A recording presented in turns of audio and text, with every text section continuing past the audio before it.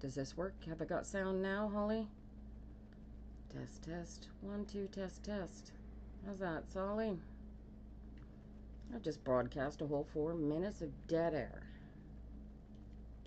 All good, good, we got it. It helps if you turn the mic on, don't you think? Alright. We got June 24th. You got any drama going on? How's it going with you, Holly? How's your daughter making out? Do I feel like I might keep them? So just the idea that you're asking me if you might keep them tells me that you're going to keep them, don't you think? I feel like I'm eating the mic. But you're scared. You're human. Of course you're scared. My current bit rate of 0 is... Oh, I hope it's running properly. Oh, it was... Oh, that's fun. Holly, you told me that I've got no sound. It's hot. I bet it's hot. And my machine tells me I have a audio stream current bit rate of 0. You're not broadcasting. Either way, dead air is dead air. You're thinking about keeping them. All right, here, tell you what. What's her name here? When's your first doctor's appointment? Danielle wants to know if Joe's going to leave her alone or if he's going to come back. Let's give Danielle that peace of mind right at the gate, huh? Danielle, 9 of Wands. Actually, yeah, you're going to get exactly what you wished for. You've created something. You've actually opened some sort of gate, created a pathway for you to move forward and taking your own power back, Danielle. But the fallout is going to be interesting because you can't put the genie back in the bottle. So wish you luck with that. Is he coming back? If you don't want him coming back, I think you've created something a little different than his ability to come back in your hope of keeping him away. So I'm not really sure what's gonna happen for you, Danielle, but don't feel bad about it not going the way you thought it was gonna go. I hate that 5 of Cups. Not my favorite card at all, at all. No regrets, regrets. It's like that guy with the tattoo, R-A-G-R-E-T-S. Regrets. It's summer vacation, her first 2 weeks. Okay. Oh, so she's there for her first 2 weeks. Holly's got drama going with her daughter. She seems to be doing well and then falls into something. Your first appointment is today. All right. Okay. So your first thought right out of the gate, I got a 5 of Pentacles dropping out of the deck at me, Ninja Mama, and the 5 of Pentacles says that you're worried about the money. You're always worried about money. And, you know, that's one of the hazards of having kids, is that you worry about being able to give them, excuse me, everything that you want to give them, right?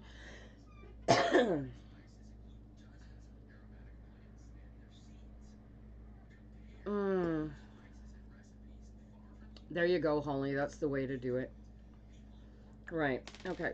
So, Ninja Mama, the best thing... Hang on, I gotta write down Danielle. I wonder what her drama's gonna end up being. She opened a can of worms. I wonder. I hope she'll come back and tell me what the can of worms was, but Ninja Mama has 2 babies and a doctor's appointment. Today. How do you get a doctor's appointment so fast? I'm impressed. Let's see.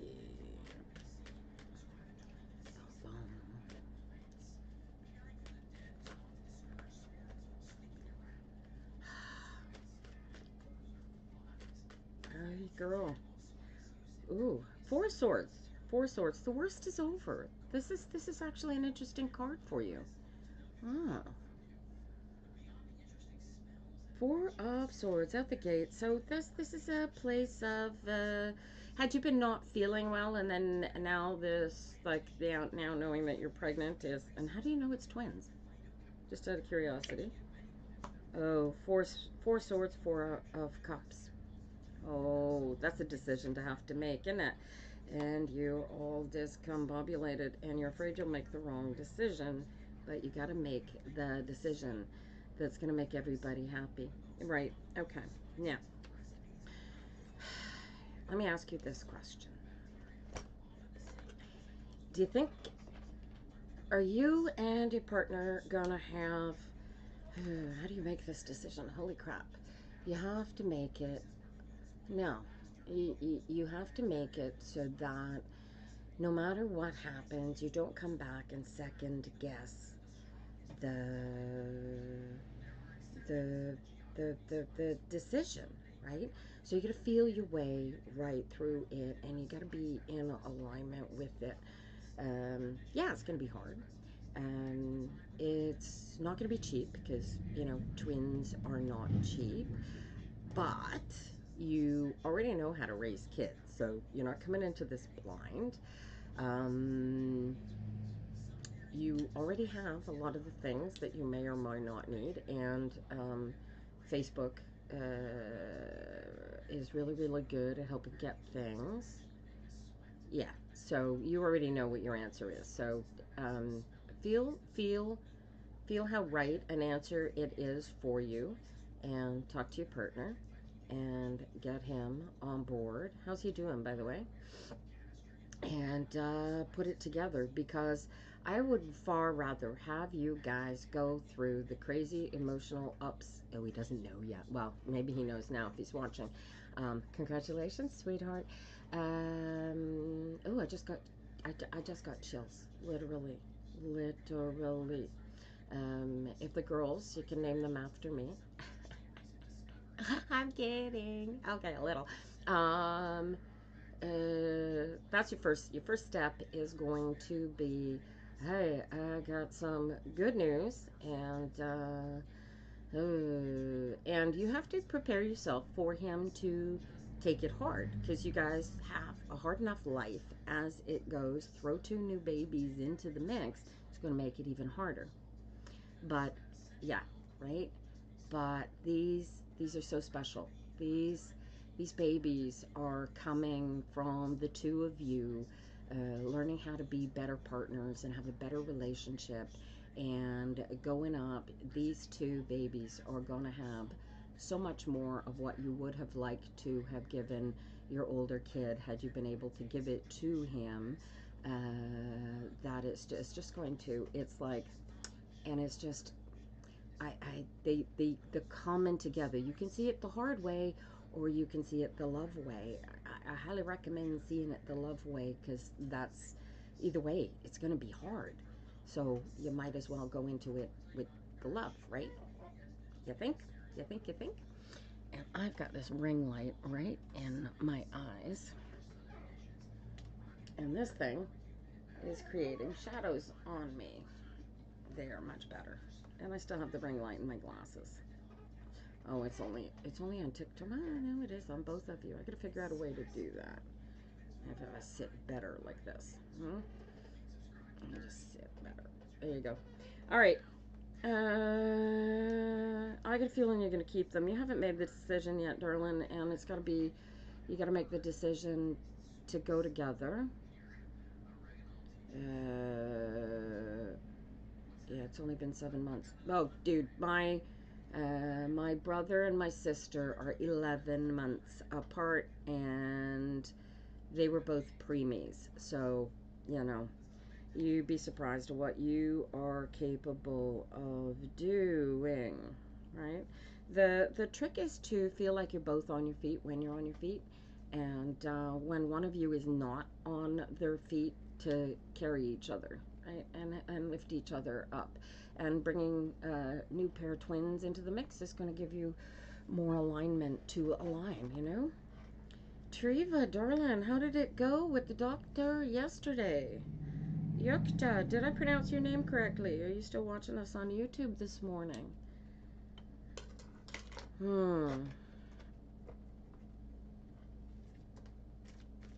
So, oh, look at this.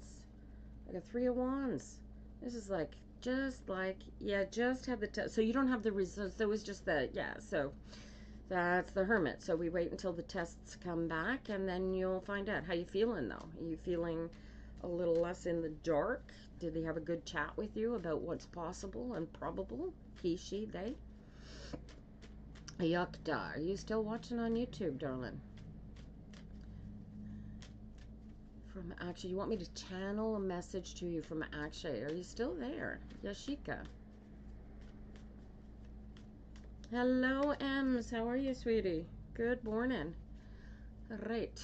So, in case you're wondering, I know it's midsummer, but we have a parade coming by in the middle of the show today. So we're broadcasting from inside.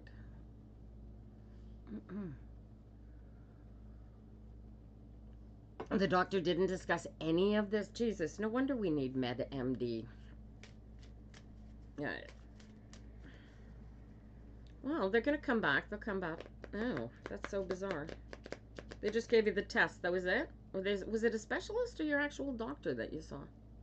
It looks like Yashika has not stuck around long enough for me to read for them. I'm throwing cards around here this morning, guys.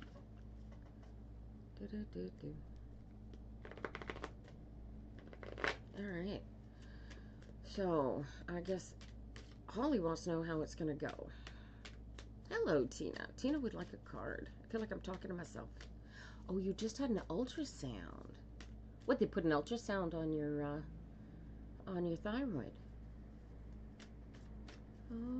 Holy jumper. Did you see what it was?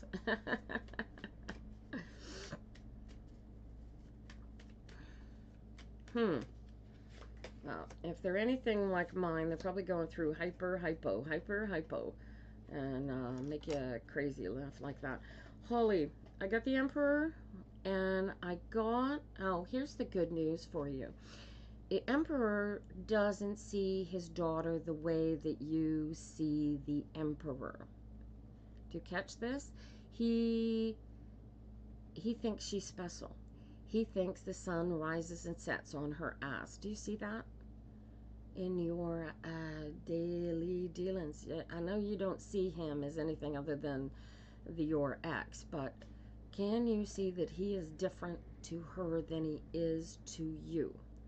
And I'm hoping you see that, because I got you coming out with a win-win here. This 2 weeks probably going to work out for her. It gives her just enough time to start to get comfortable with either one of you, and then flip over, and then she gets the newness again that she likes for the 2 weeks. This makes sense for you, darling. Devil's in the details. Devil's in the details. Right? But he's on board for a win-win for her, right? There's a decision that needs to be made still.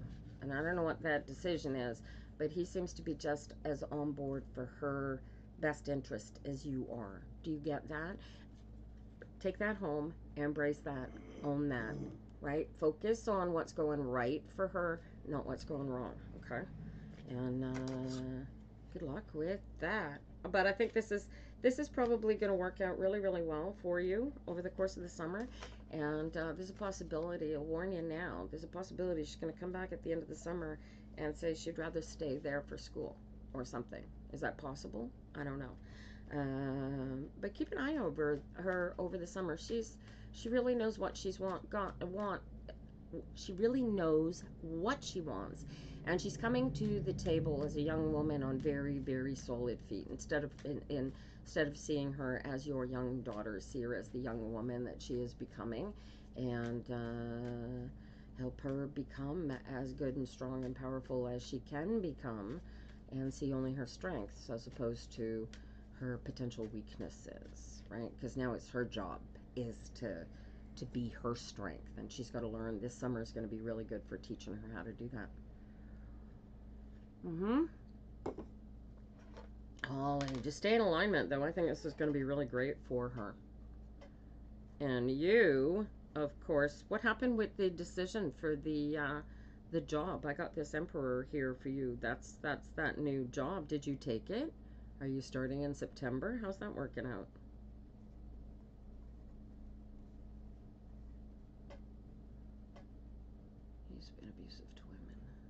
Yeah, he's abusive to, what was he abusive to his mother as well? Or just other women?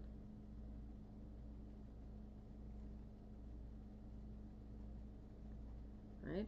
Understand that she's special to him. She's his daughter. She's already his. He doesn't have to own her. He doesn't have to possess her. He already does, kind of energy. Does that make sense?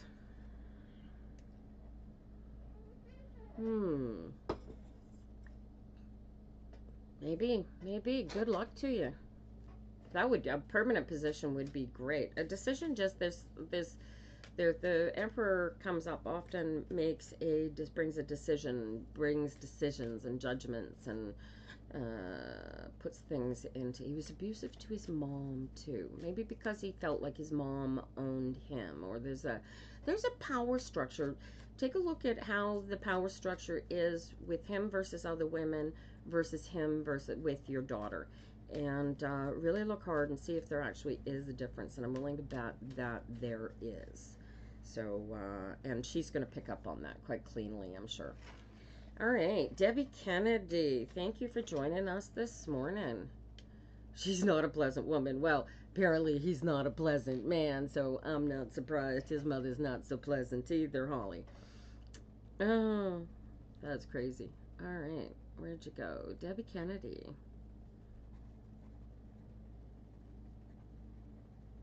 What kind of drama you got going on, darling? You came to drop from a horse. Oh. Whose horse? Whose horse? Pony. Whose horse?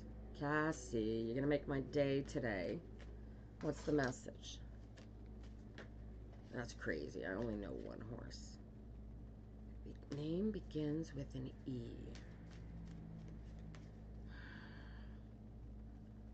Now, the horse's name begins with the E, or the message, the person's message begins with an E? He still comes and visits. Put out the hay. Who do I know that's got horses? With an E. I'm gonna have to think on that one, Cassie. Okay. Gonna have to think on that one.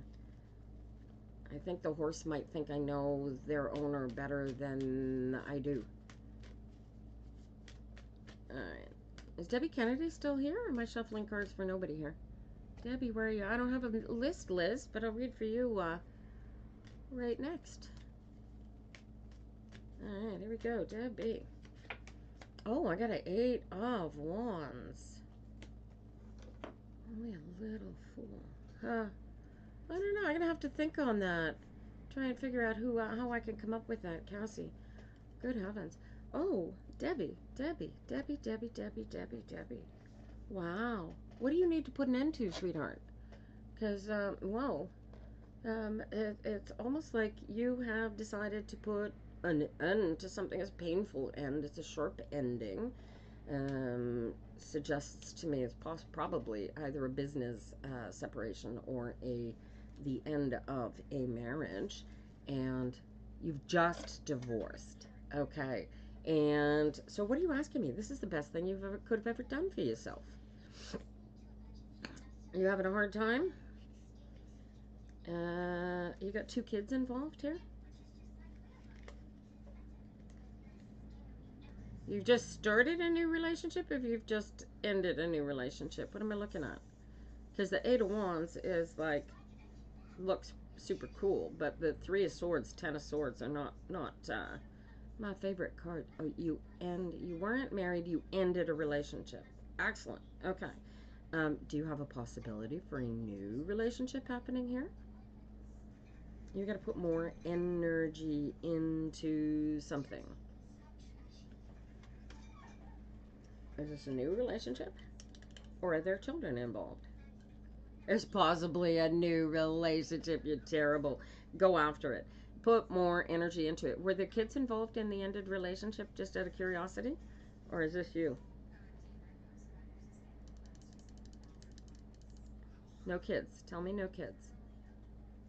Tell me no kids. Changes the energy. Just you. Look at this. All right.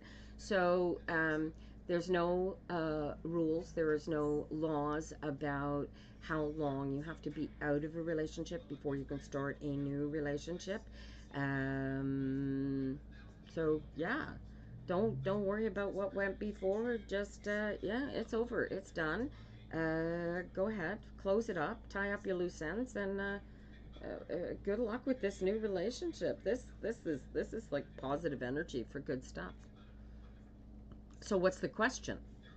You already know all this. You already know this. You don't need me to. What's the question? Is it just you want me to give you permission to go enjoy what could possibly be the hottest love affair of your life, or that these cards also show the same, reflect the same energy as booty call action? You were only in it for 10 months. It was wounding. Oh, yeah. Oh, yeah. No, it was definitely. This is, I wouldn't be, you know what? I would. You guys were good together as friends, bad together as a couple. Is that what I'm seeing, Debbie? There's a possibility for you to renew your friendship. Do we have a heat wave? Yeah, we have a. This is why I'm sitting inside, because the cards are all puffed up, and it's so hot out there. And because it's Saint Jean Baptiste, there's going to go a parade go by this morning. And so we're going to sit inside instead. All right. Debbie, what do you think? He was very jealous. But there's a bond there. There you go, right? So, yeah, so put more effort into coming to grips with, or at least recognizing for each other that you were fine as friends but bad as lovers, and hold each other up to have your best lives going forward, each other apart. Congratulations, Debbie, and tell him congratulations too, because this is moving forward. But this is hot. This is really hot. Whoever he is, that's go after that. Go after that. Enjoy it. You are here to live a good life and enjoy yourself, not to be miserable, wondering, oh, did I ruin my life by getting into a relationship with somebody I ought not to be with? Right? Oh, good luck to you, Debbie. And I hope that this new relationship turns out to be bigger, better, faster for both of you than the one that you and James couldn't put together. Good luck to you. But don't forget to tie up the loose ends with your ex, right? Leave each other as friends. You'll much prefer that. All right, where else can we go? Who else got drama that we need to look at this morning? I read for Treva. Did I read for you, Treva? No, I read for you yesterday. You want me to read for you today? You want to know what the results of the tests are going to come back now that you've had the tests go through, right? I've got a boxed card. No, you don't want me to read for you? No, I haven't read for you yet today. Sure you want me to read for you. Of course you do. TikTok is crazy. Oh, yes, and Liz. Let me do Liz first, because I told her I would read her right away. And then I will do you, Treva. Don't go anywhere. I want to know what those results of your tests are going to come up as. Liz, 3 of Pentacles. This is, or a 3 of Wands. You can see it as hard work, or you can see it as a game. You have a choice to make. Either way, you've got to do something about this. And then I get the Queen of Cups. What's the question, Liz? Because this, Jesus, you know what? If these had been Ninja Mama's cards, I'd be asking her straight out the gate. Are you pregnant? You got twins going on here, dude? What are you looking at here, Liz? What work do you have to put? Yeah, I love the look on your face. Oh my God. Queen of Cups is about holding space for what you want rather than what other people. You were pregnant with twins. And the question is, do you think, oh boy, did you lose the twins? Did you give birth to the twins? Where are the twins now? You're going to trip me out here. Tell me you just recently gave birth to twins. This is crazy. You lost one, but you still have the other one. Oh, babe. Okay. So here's the crazy thing about, you've been praying for another set. God love you. Well, you just hold that space. What I want you to do is make sure that that single twin gets all the love that the two twins would have gotten, and make sure that they go to their grave knowing that they were the better part of the pair of losts. Yes, yes, atta girl. Yeah. Oh, you just gave me chills. This is, look, look, look, look. And you know what? And because you're Christian, yes, Liz? Are you Christian, honey? Oh, this feels like the same energy I get when I talk to Triva. You're Christian. Listen to this. This is the sort of situation where why only one of them survived isn't the point here. The point is that you take all the love that was there and not get lost into the baby that is gone, because that baby is still here. You're going to be living with your entire existence of this child of a phantom twin, okay?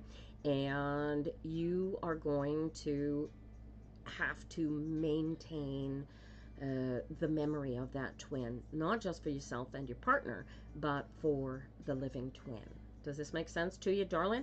And the way that your Jesus works is that the promise of caring for you and taking care of you is going to be, right? So you have some tears. How long ago did the babies, the twin die? You could do this, dude. If you wanted to ensure having twins, you could easily do in vitro. Wow. Do the work. Do it. You could definitely. You're probably one of those women that drops double eggs every month. They turned 5 this year. There you go. Right? Right? So even more important now that they're 5, because they would both be starting school in September, right? Oh, yeah. I don't know how to do it. Spiritually, I don't know how to do it, but spiritually you've gotta use your Jesus energy to bring that baby alive. I assume they have a name. You could call them by it if you're not already doing so. But really put it together. Hey, I'm okay. Save all animals. Go vegan. What's your problem with plants, dude? I know, you're okay with eating plants, but you can't eat animals? Ew, such a speciesist. You gave her a name. That's perfect, right? So, yeah, so especially now with the sister getting older, becoming more cognizant of she's kind of special, right? Because she is the one twin and she has a secret twin, right? That she is capable, if she is in total alignment with her universe and her Jesus, she can have complete and total conversations with that twin, and might surprise both of you if she's already doing so. That makes sense. But this Queen of Cups, this is all about being the perfect mom in the sense of doing the work and doing the spiritual energy healing with your daughter and your husband, right? And holding space for the possibility that you might be graced with another set of twins at some point in the future. And good luck to you. But like I said, dude, I could tell you're a Christian because this is the promise of your religion right here. That's it, all in abundance, all of that. There's the harvest coming in and continuing to come in. And make sure that you throw that gratitude into that energy channel, because the gratitude is everything. Blessings to you, Liz. And thank you for bringing me that duality relationship with your daughters.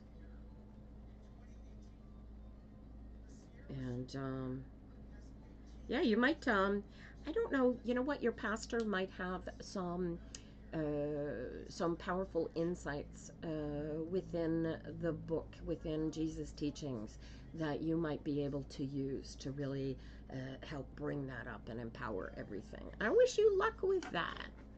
Ha! Yeah, that's fantastic. Oh my gosh. Battle Samedi doesn't come in here all light and bright and shiny like Jesus energy does. He comes in kind of like the sexy drunkard, you know. Very different energies from very different gods, I'll tell you. No matter whose god they are. All right. Now we're doing Treba. Let's see what the results of that test are gonna tell you. Bada boom. Oh well. It's going to be very. You're gonna have a very specific result. You're going on drugs. Look at that, and then you will. Oh, they might make you drunk, but when you first died, this looks like some sort of SSRI. Yeah, so you might have. I would expect that you are going to go through trial and error period, maybe for a little while, possibly around 7 months ish, before you find the right settle on the drugs. Does that make sense? Right? This is you going after, and if they give you a hard time, you go, hey, dude, this is my health. I need to feel good. I need to feel right in my skin, and if I don't, I need to find out why. And if I've got a hyperthyroid, like many perimenopausal and menopausal women do, you might end up having to see a menopause specialist. And I don't even know if they have any of those, but this test that you did should have very specific.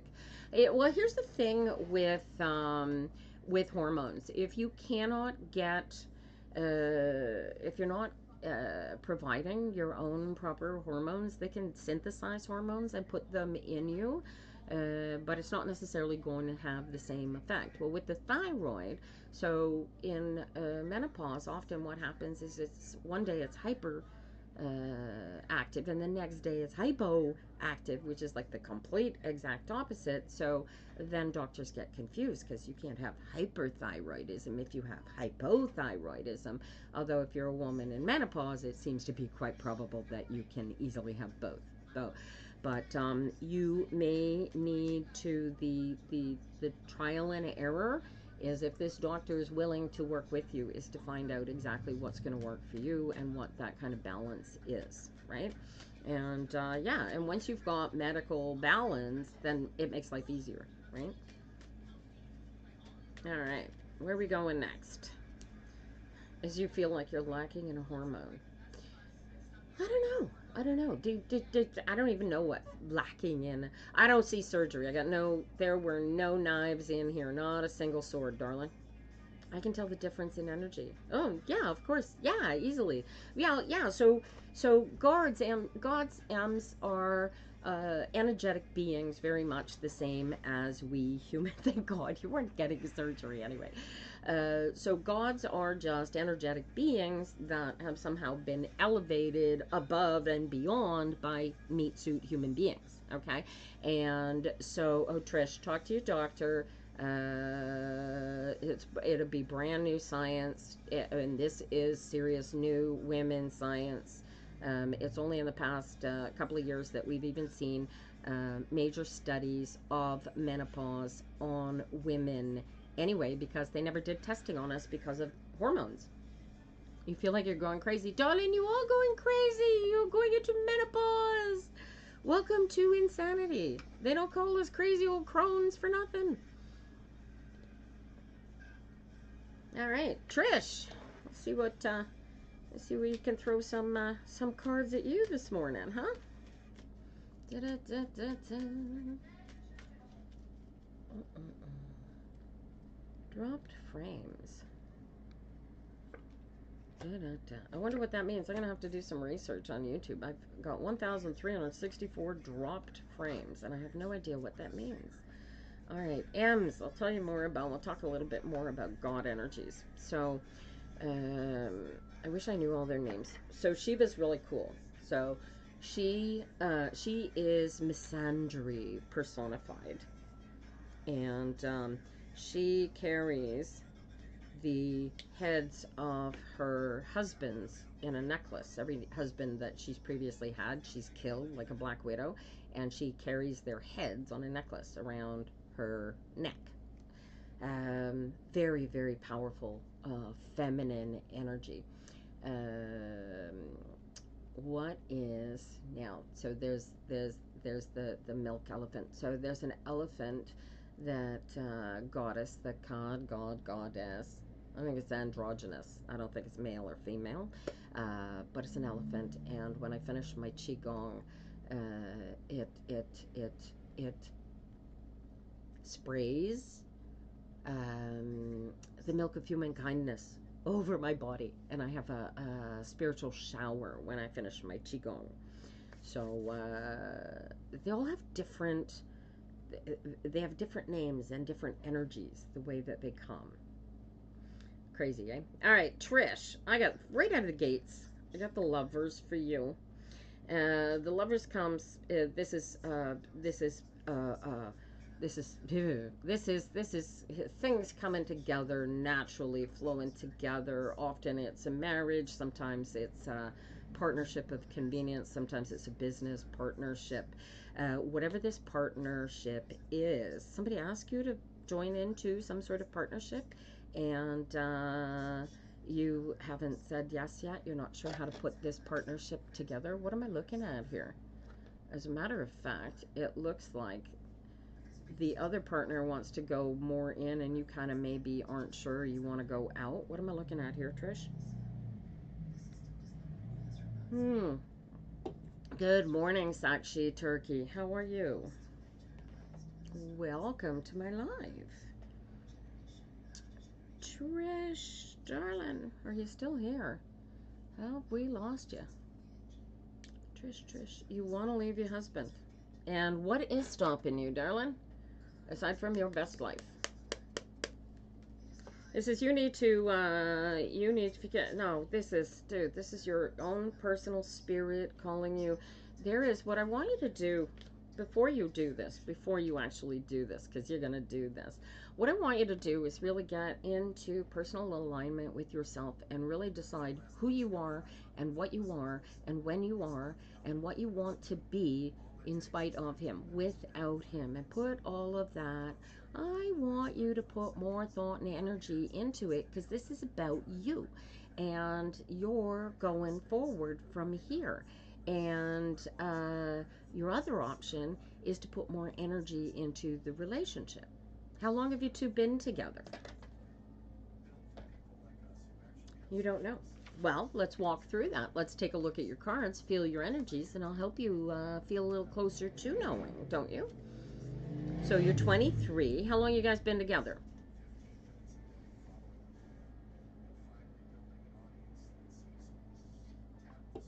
Or you've been together 23 years? You've been together 23 years. Wow. And YWS. I have no idea. That must be a yes, mistyped. Okay. So you've been together. It's been okay. Has it been a hard relationship, or has it just been an okay but you're not finding yours? He is gaslighting you. You think he's gaslighting you. But look at this. Okay. So why do you think he's gaslighting you?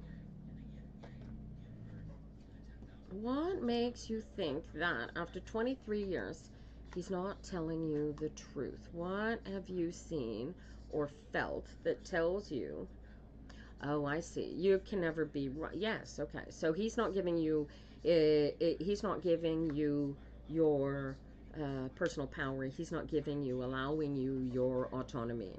Is that what I'm looking at? Welcome, Fern. Thank you for the heart me. All right. So he's never given that to you. Okay. So what if so you've been together 23 years. Well, if you were here in Quebec, whether you were together for 1 year or 23 years, you would, in order to do separation, he took your self-esteem. Well, you are going to take it back Do you feel that, Trish? Can you feel the power in yourself? I want my self-esteem back. Can you feel that? Can you pump that feeling up in you? Oh, good. Well, he's 20 years older. 20, you've been together 23. That makes you, hold up. That makes you at least, say, 43. That makes him 60. He's older than me. Dude, he's older than me. You're 48. Okay. So, yeah, but he's 68. Okay. Right. So you're 49, but you've been together. Do you have kids together? Do you have children together, darling? Oh, hi, actually, sorry, I didn't see whatever message you pulled back there, darling.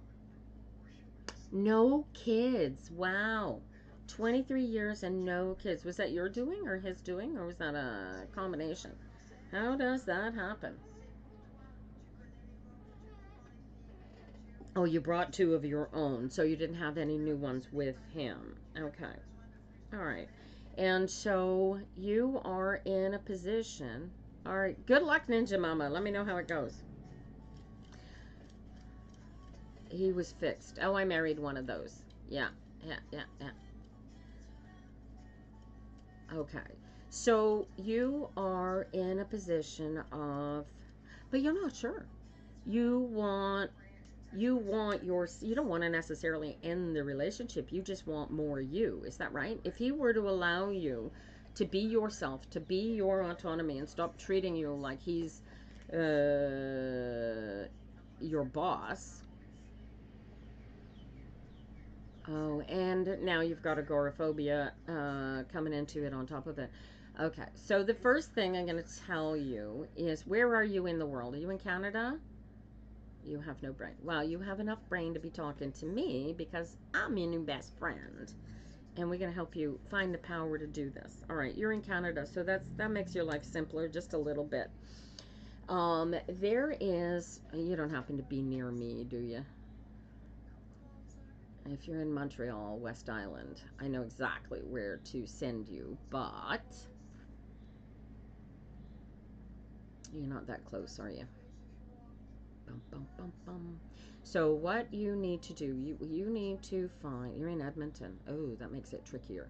Okay, so what I need you to do is find, I'm speaking slowly because I'm rattling through my brain. Who do I know in Edmonton that would help you? So what you want to find is social services, Edmonton social services, and tell them you need a social worker.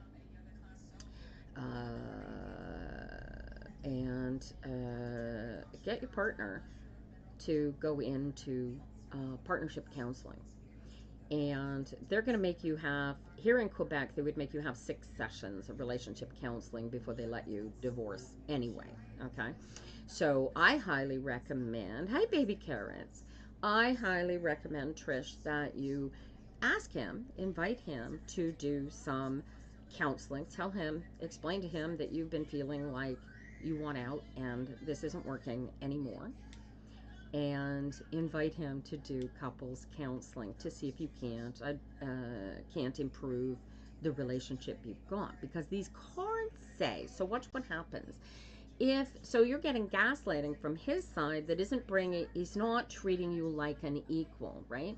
Well, boys are very interesting in that when you take away the power, the perceived power that they have, by taking your own power, it wakes them the fuck up. Excuse my language, I'm swearing. But what's going to happen is he's going to go, wait a minute, what? Because he likely has no idea that you're even having these thoughts, does he, Trish? Does he have any inkling whatsoever that you feel completely lost and want out of this relationship because you don't exist? None whatsoever, right? He has no clue. He thinks you guys are still happy married, right? And life is just fine, hunky-dory, yes? Mm-hmm. Right. So what you're going to do is the exact opposite of what you actually are inclined to think you want to do. So instead of going in there and going, look, I want a divorce, you're going to go in there and go, look, I'm not really not happy in our relationship anymore. And I would like to bring in a marriage counselor so we can fix it, so we can actually have a relationship and a marriage that's, you know, working together instead of apart. Oh, I think I just lost my lid down the thing, down the vent in the floor. Does that make sense to you, darling Trish? And so what ends up happening is you go into this exercise with the intent of improving your relationship with the existing husband that you have, creating, opening a space and creating an energy in which Trish can become Trish, all of Trish. And you're going to have, you're not attached, you don't have to be. Here's what's going to happen though. But you have to prepare the space. You can't just stand up after 23 years of being his doormat, walk out the door, and expect to be a goddess. You have to take that goddess power first, right? Otherwise, you're going to walk out of here rattling and bouncing off of walls, doing it the hard way when you could have done this the powerful way. Do you see the difference? Do you see how I'm trying to push you here?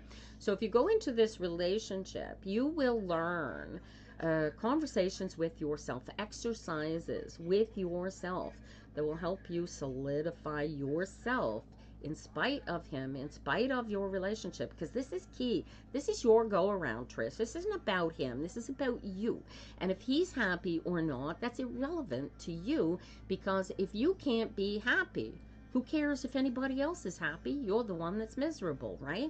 So our job is to have Trish find the power in herself to make Trish be the most important person in Trish's life, no matter what.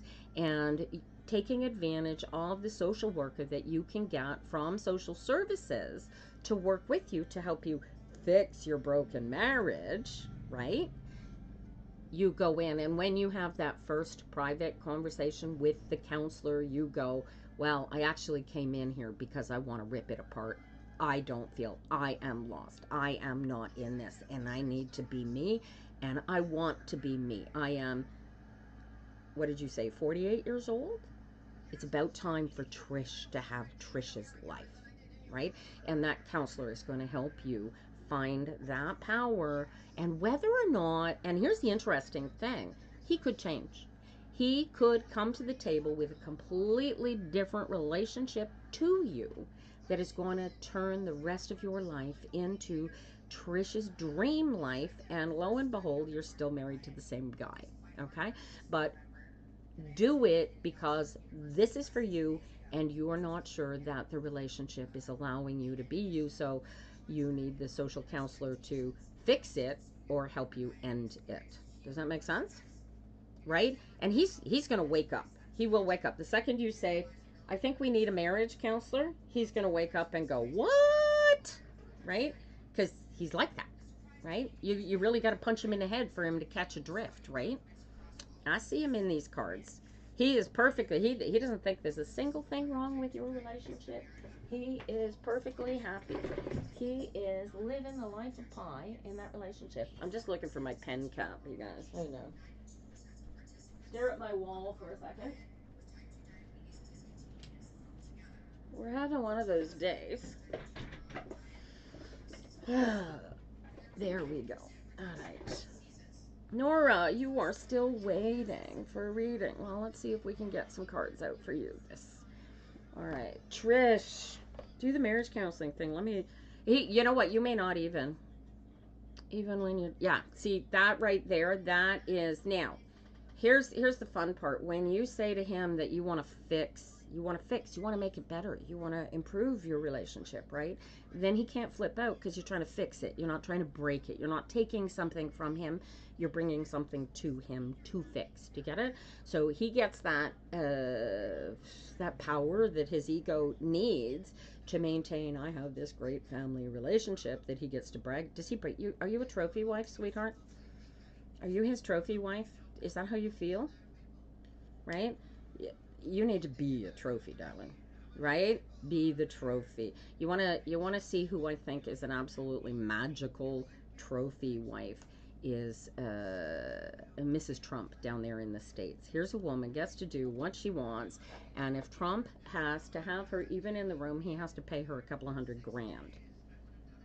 Right? She's the one in charge of that relationship because he needs her more than she needs him. So I don't want you to have that kind of relationship, but understand that when you have that kind of a power in your relationship, then you get to choose how your relationship goes, right? And if you don't get any of that choice because what he says goes all the time, then there's something not in it for you. So here's how you find yourself, and the social worker will help. Whether you end up in a better relationship, which would be, I would think after 23 years, if he turned out to be the best guy in the whole world you ever could have possibly married, and it only took 6 sessions with a social worker, right? Even what you put in the cart, right? So, you know, I don't know. I can't tell you how it's going to come out because you've got to go. There's a dance that I've got you guys going through, especially for you. But you need to find you. You need to own you. And you need to be able to stand there, look at yourself in the mirror, and feel like you are looking at the most important person in your life. Okay? And I want you to do that. It is so important. But get that social worker and use his damned ego to fix what's not working. Right? Relationships are a two-way street. They're not a one and done, and yeah, oh, you get to dictate for the rest of my days how we go here. Daddy-o. Alright? And, ooh. And here, and then this. Ooh. See, and that is another thing that you would definitely be having the conversation, Trish, with a social worker about. Have you ever talked that out with a social worker before? Because I would definitely take severe advantage of the social worker for that conversation. Because my kids have a similar experience. I was the one that found Dad, but my kids have that baggage over their head that happened with their parent, right? I dropped a card. Let's see what we got for you. Healing for you. Look at that. So these are the 2 cards that jumped out. So the Deuce, this is about the partnership and the emotion and the healing and the crying, and this is about healing it. This is taking the pain, experiencing the pain, and putting it behind you because and getting comfortable. Get comfortable with the pain. Get comfortable with the loss because it's part of what makes you you. Right? You are able to deal with things that other people can't deal with because you had to go through with that. You get it? So see that for you as a source of strength and not a source of decimation. Do you get it? Good morning, Muse. How are you, darling? Good luck, Trish. But let me know what happens after you see that social worker. Would love to hear. All right. Nora? Was it Nora? Waiting to get a reading this morning. I don't have. Who's watching? Who's watching up there on YouTube? Say hello to me. Because if you're actually there on YouTube, I can do. I will read for you right after Nora. Good morning. Alrighty, here we go. Oh, all right. We like the heart me's, you guys. These are crazy. The more of these that you can put up there, the better. And for the guys on YouTube, I'm pointing at the little hearts on TikTok. We are simulcasting here and there. Hi, Chanley. How you doing? You just came across. It looks like you just... thank you for the mustache and hat. We like those. Thank you. All right. I am doing great, Chanley. How are you managing to be online and not show as a concurrent viewer? That's fascinating. I don't know why that doesn't work like that. All right, here we go. Nora. Darling. Oh, I like those. Those are pretty. 4 cups out of the gate. 5 of wands. This is an improving situation. This talking, conversation, and then the page of cups. So this starts up. What aren't you seeing? What are you starting new? What are you starting new, Nora? Is this you starting new, or you got a baby happening here? What is this Page of Cups? Is this you? What do you got starting new for you, darling? Mm-hmm. Four of Cups. Lots and lots of... You're a bit directionless. Okay. So what is the film reel? You say directionless, but what's the film reel you keep? What is the conversation, the series of words you keep pulling over in your head? You pulled Thor's red, black, and gold dragon for the collective. I told you those dragons have meaning, darling. I don't know why dragons are so important to meat suit theology, but they don't get the value that they should. Thank you for the like, Chandler. Yeah, I'm doing a reading right now for Nora, who is on TikTok, and if you stick around long enough, I'll do a reading for you. I am supposed to be here until noon, unless it gets real noisy outside, you guys, because there's a parade coming by today. So we'll see what happens. They feed the ley lines of the earth. Why doesn't that surprise me?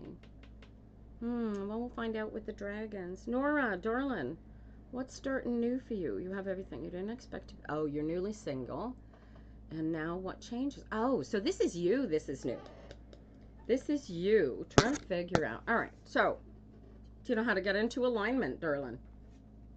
This is, you need to get into alignment so you can see what you're not seeing, and then when you can see what you're not seeing, then you can decide what you want to do about it. Do you know how to get into alignment? All you guys know how to get into alignment, because this is key. Hot flash, you guys. It's really not that hot in this room. It is hot as crazy outside, but it's not inside. Right and no. All right, so we're going to show you guys how to get in. I know it's something to do with the stars. It's crazy. I'm getting pages all over the place for all kinds of people. Pages and knights. People are cracking out of shells. It's like eggshells cracking open, and they're finally starting to move forward. I can't do this with my left hand. All right, where were we? You're an activator. You just gave me a hot flash, girlfriend. Whew. I don't know where it came from, but it's coming. All right, Nora. All right, so you guys, we're gonna do. I can't show you how to get into alignment while I'm in the middle of a hot flash. Way to take you out of alignment, you guys. Boys should be lucky they don't have to go through this sort of thing. All right. So the first thing you're gonna do is basically you want to get comfortable sitting up, not so comfortable that you can fall asleep, right?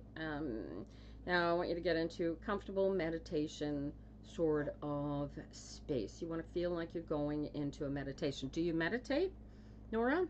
You guys meditate? If you're meditating, then you've already partway there. If you can get into the empty space that is available to you when you're meditating, then you're all the way there. But here's the fun part. You don't have to spend an hour, 45 minutes, 3 hours, 3 days trying to get into alignment. You can do it quick as that. How do you do it? So here's what you do. So you get nice and comfortable, just like this. You take a nice deep breath and you relax into yourself. And as you are relaxing in, you are going to take off all memories, all thoughts of the future, all thoughts of family, all thoughts of friends, all thoughts of self, and you are going to do what I call getting empty. You're going to take everything away, and you are going to 0 point field. That's a great way to describe it. You want to get into a physical, spiritual space where nothing exists, just you. And you are able to look at the world from that space, a perfectly aligned self. Nothing is wrong, everything is comfortable and right, and you know it. And once you are in that space, you are capable of choosing and activating the emotions that you want surrounding you. And so at that point, if you need to make yourself feel better, what you're going to do is picture a time of perfection of self, a day where everything was going right. You were in absolute perfection. It wouldn't have mattered. Nothing could have happened. You would not have been knocked out of perfect emotion, and you want to feel that. Just feel it. right? And once you're in the void, and then you're going to pump that positive emotion until you can feel it shooting out of your pores. Usually it take you about 7 seconds if you get good at it. And you can, what you want to do is you want to live in the void. Emotionally, you want to live in the void, because when you live in the void, right, you are able to look at experiences as they go by and choose how you're going to feel about them before you feel anything about them. Does this make sense? And this is a practice, you guys. So it's something that you're going to set an alarm every hour on the hour, and you are going to watch. Now I got to prove to TikTok that I am real. Oh, I missed. Bugger.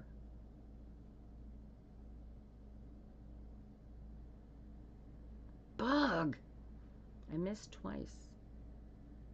There we go. Oh, yo, yo, yo. Does that make sense? All right, guys. So, but practice that. You will find that pulling yourself into alignment brings the whole world into alignment with you as well. All right. So, Nora, can you do that? Can you feel that? And that's your starting point, and that's where you start from. Right? Grief is hard, but watch this. People don't die, just their bodies do. Right? So you know, you can grieve the loss of individuals till you're blue in the face, but they're right there beside you going, yo ha, hello, you know, and you wanna embrace them after they're gone, because now they're full. Yeah, let source carry the grief. Why would you want to choose grief? Grief is hard and painful, and it's heavy, and especially because people really don't die. They don't.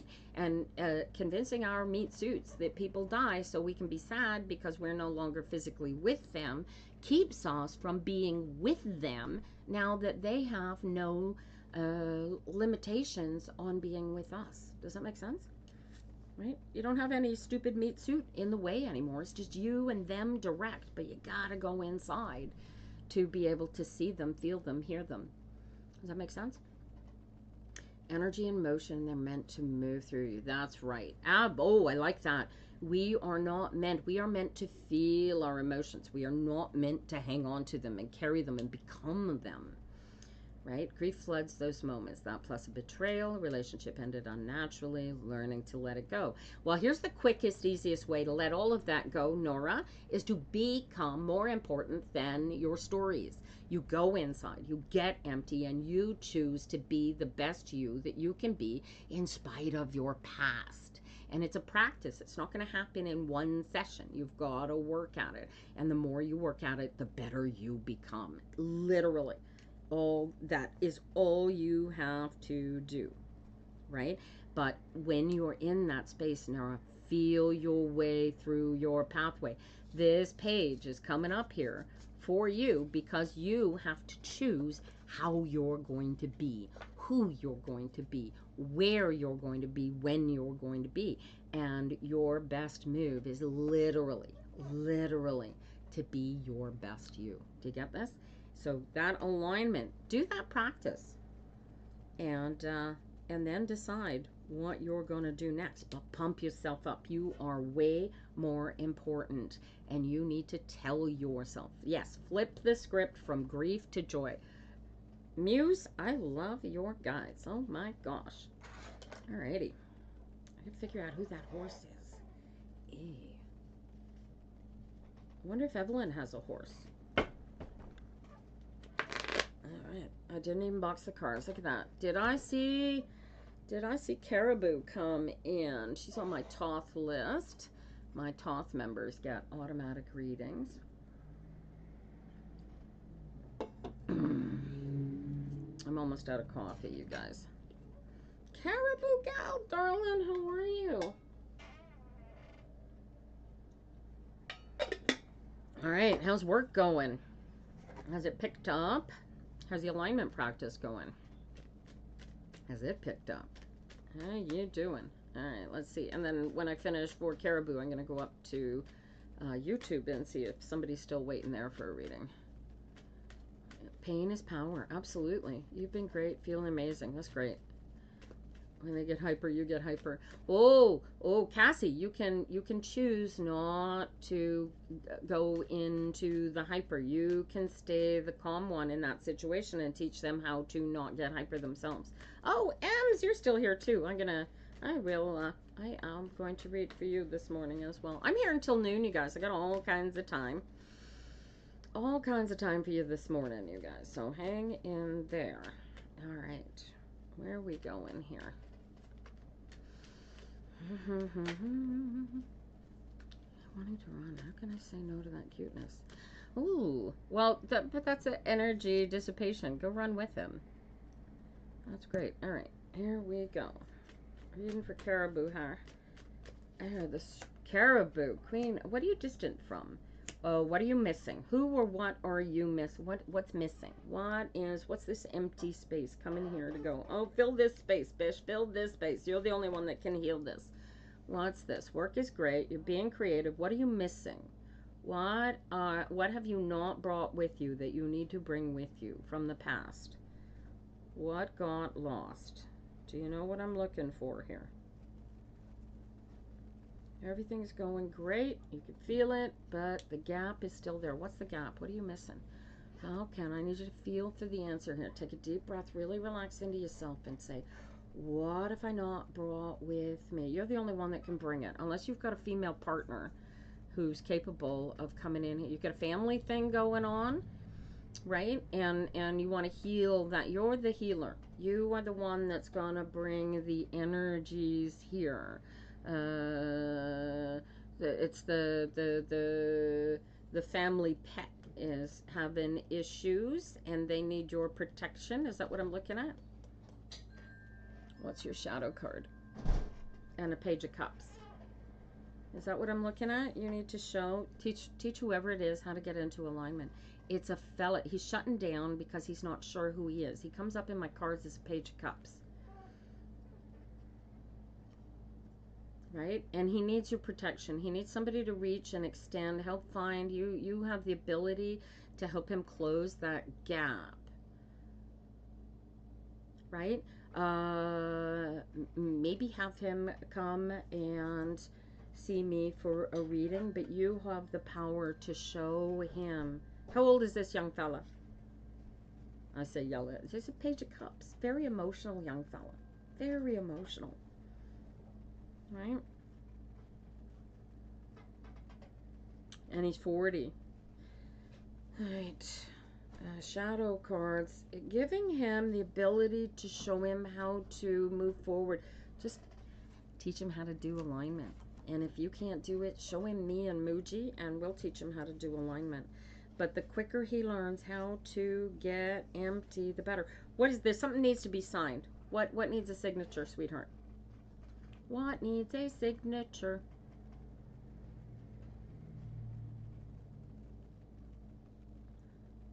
Yeah.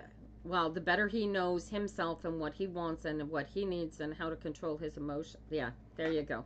Yeah, that'll help. When he gets his, he's being broken down by the marriage, and you want to help, because that's why I'm getting the 7 of Cups. Emotional intelligence. Yeah, he doesn't necessarily even need emotional intelligence. He just needs alignment. Yeah, yeah. Show him, teach him. Oh, do you know what I do? This is what I do. I get inside and I do this exercise. And if you can't describe it to him sufficiently what you are doing, grab a bunch of my videos, show him how to do it. Go watch the Mooji, MOOJI videos on how to get empty, but heal that gap, close that space inside yourself, get one with yourself, and teach everybody you know, over whom you have any kind of influence, to do the same thing. And I promise you, inside of 2 weeks, every hour on the hour, 2 weeks, I promise you, you will suddenly be beginning the best life you could possibly ever imagine living. Oh, thanks, Muse.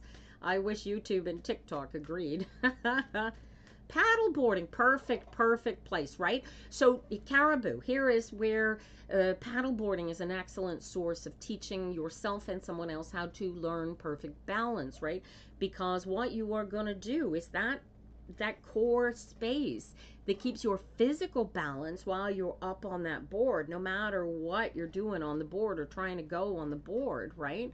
It's the same space where your spiritual energy comes in. So the more in alignment you are on that board, the better you can pull in that emotional energy while you're on the board. It's an excellent place to teach oneself how to get into balance, right? There's a woman I saw. I'd like to get a board first of all and actually do qigong on the board. So yeah, we'll see how that goes. I imagine the first couple of times you end up falling in the drink quite a bit. Bear makes my wetsuit, and I love mine. Highly recommend it if you're going to be in the water a lot.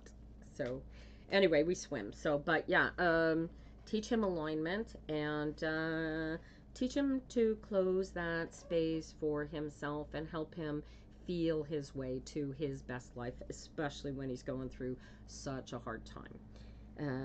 Wish you luck. And family divorce. All right. And same advice for the nephew. Social worker is your best help. Telekinesis with tinfoil. Really? I haven't. I looked at telekinesis. I don't know. The quantum physics exist for it being real. Chanley, are you still watching on TikTok up there on YouTube, rather? Good morning, Jean. How are you? You're moving it with. I believe that you are, but like I said, as a teenager, I tried to do that, failed miserably. But then I was nowhere even close to the concept of alignment at the time. Oh, have you? Oh, tag me in one. I'd like to see them. You know, I hardly have even come in here except on Tuesday mornings to do this broadcast. So I'm hard to get hold of. Chanley, are you still watching? Are you still there, Chanley? There's at least a 10-second. There she is. Is the Gemini a part of another person doing this voodoo on me? Why is somebody doing voodoo on you? All right, so I'm going to tell you, Chanley was talking about gods earlier and the energies that gods bring to the table. And, oh, you're welcome, Caribou Gal. That's what I'm here for. And so the different gods come to your experience with a specific energy. Okay. And so, what is the Gemini? What is the Gemini, Chanley? Tell me what the Gemini is. The Gemini, you referring to a specific human being? And if you don't want to give me their name, give me the initial of the Gemini so I know who you're talking about. Gemini is a huge thing to focus on when I can't find the individual you're referring to. Yeah, no one can curse. That's why I read the multi-dimensional muse. That is why I raise curses for free. If somebody's got you cursed, come see me. It won't cost you a penny. And the other reason is because some space cadet was going around TikTok telling people that I would raise a curse from them for $400.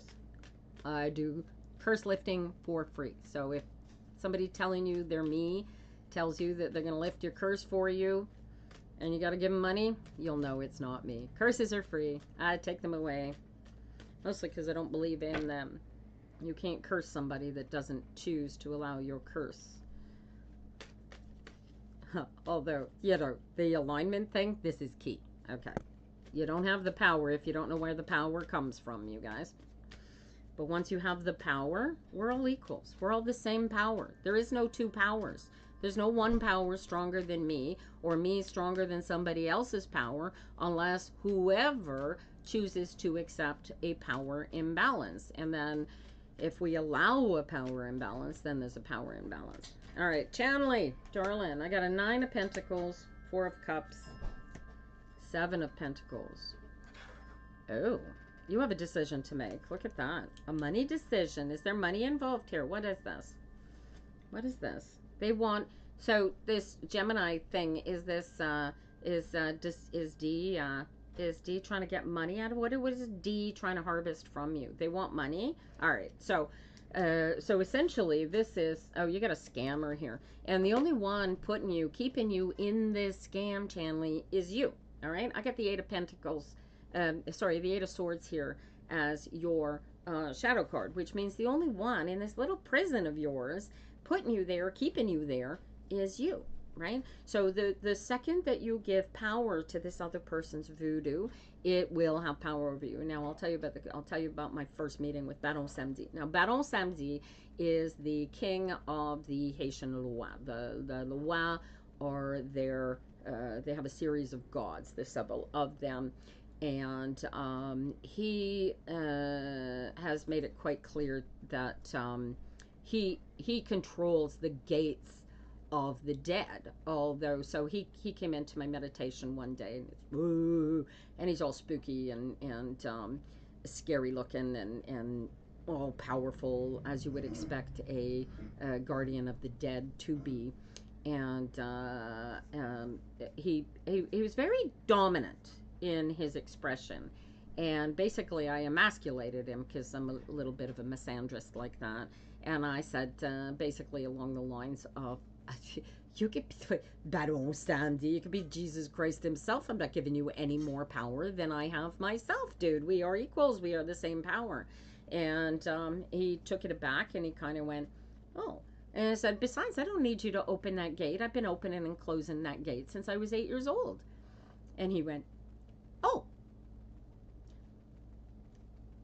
And that was it. And we've been friends ever since. So I have a little, I don't do ritual because I'm lazy, and I don't do, altars to gods, and I don't do all that sort of thing that other witches do. I did it once upon a time when I was younger, and I felt that I needed it. I also used to meditate 2 hours every day just to get into alignment.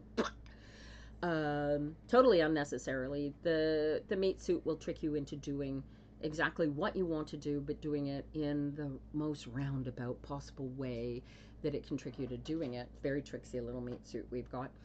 Yeah, and the second that I knew, he knew, we knew that we were equals, we were equals. And the same goes for every human being that you meet in the world, right? If you look them in the eyes and you are in alignment, you will see their source looking back at you, right? You only work with source and your own energy. You can't work with anybody else's energy unless you work with source, muse, right? How do you get to their energy? It's, right? The easiest, quickest, most powerful way is to go inside, because it's the same energy, right? Here we are in our little meat suits, and we're splintered into our meat suits, but there we are, right? So that's Chandler, your best. You have all of this. You have all of this abundance. And somehow emotionally, he's coming in here and giving you this emotional idea that you are cursed, that this voodoo has been done on you. And the only way it can be done on you is if you choose to allow it to manifest in your space, okay? And you get this, all right? So can you feel yourself into your power? Just relax into yourself, find that power in there and go, dude, you can't voodoo me. I'm a goddess. I am the one in power here. This is my go around. You don't get to voodoo me, right? And take that power back, right? And get in alignment, stay in alignment, live in alignment, you guys. Yes, call back. Exactly. You got it. You got it. There you go. Good luck. M's. I'm going to read for you next. You're so patient this morning. How you been doing, darling? Your life. Yeah, it is. It's your life. It's nobody else's. It's not your mother's, not your brother's, sisters, cousins, aunts, uncles, grandparents, teachers, bosses. This is your life. I don't want you to just survive, M's. I want you to thrive. You guys, this alignment is so powerful. You wake up in the morning and the entire world is collapsing around you, and you still have this power of self, right? And call my power back to me, cleansed, purified, and transmutation. Transmutation is probably the most powerful concept. The the mystics back then came up with, because what you were doing is taking the emotion that you were experiencing, recognizing it for what it is, and deciding how you want to feel about it, right? So, say for example, you're feeling guilty because you did something, it hurt somebody. The quickest way to transmutate the feelings, the emotional feelings of guilt, is to go apologize to whoever you wronged and right the wrong. You get it? That's transmute. That's emotional transmutation using physical space to clear it off. The other one is where you're feeling it angry at somebody, and you have no way of eliminating that anger feeling because they've ghosted you, they've blocked you, or whatever. You get into this empty space, and it really is divine love. Multidimensional, Demuse calls it. I can't even say your name suddenly. Love is the power. Love is the most powerful power, right? So if you can give love to somebody that you really, really hate, then you win, right? Your ability to love yourself and everybody in spite of whatever emotions might be rattling around you, that is the biggest power going. And that, if you, oh, Sean, oh, me. There you go. I gotta write that down and see if I can remember it from one week to the next. It's much easier to say, darling. All right. So this is M's cards here. Let's see. All right. So you just got to get into alignment and then allow yourself to feel your way through where you're going. All right. Oh, M's Knight of. Oh, look at that. King of Wands. Is this Dad coming up here? Knight of Wands. And then I got the Seven of Pentacles. Then there's a Six of Pentacles. So, what is going on? It is a mouthful. My God, woman. It works perfectly for your business, though. I think it's fantastic. M's, darling, what am I looking at here? What do you want to go after that requires the support of either a boss or a father figure? What is this? And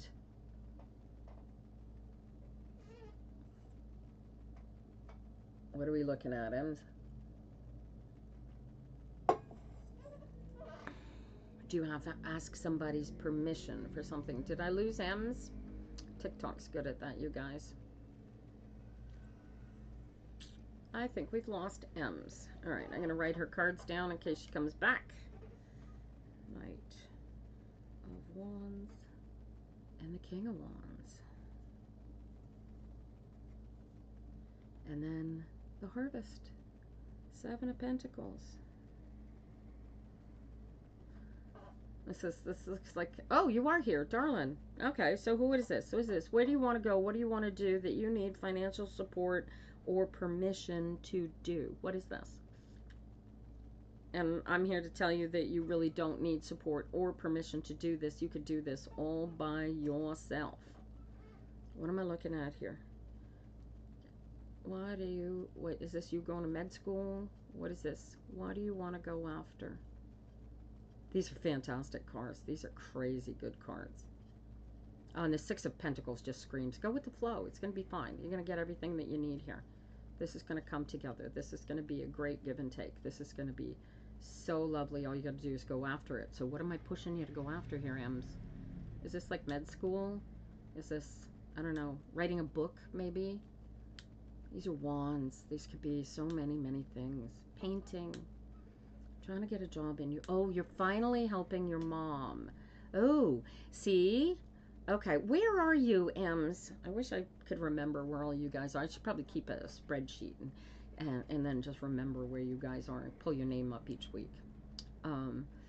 Ems, you're in Namibia, so that's going to be difficult. Okay, Six of Pentacles. Is there, okay, so what? Ooh. Is there a possibility for you to go somewhere to physically work, or what do you, and this is a decision. The shadow cards are crazy, and then there's, Where's your dad in all this, Ems? Where's your father? Where is your father? Where's your father in all of this? You don't have a dad at all. Okay. Okay, so there's no dad on your birth certificate. Is that what you're saying? Is there an evil eye? Sakshi Turkey wants to know if there's an evil eye or something in her house. Evil eyes are things made up by other people to control you. Don't give them your control, Sakshi. He ran away to get milk and never came back. Oh my God. Yeah, he went out for smokes and never came back. There's always that, eh? And and I have a question for you. End live now to avoid a suspension. I don't know who you are, but you just got yourself blocked. Have a nice life. Bye. Why do people do that? You got nothing better to do? Ems, you have a decision to make here. Right out of the gate, you have to decide. Oh, they've got more than one account? Oh, please. Really? Block. Block. Bye. Good riddance. Have you got a third account? There was somebody, I didn't even see what message came up there. Can you get in, Bagyashri? Bagyashri? Is that how you pronounce your name? You're already in, honey. Hang in there. Notification. Bye. See ya. Have a nice life. How many accounts you got, dummy? That's 3. How many more you got? You have there you go. There's your dad. There's your dad.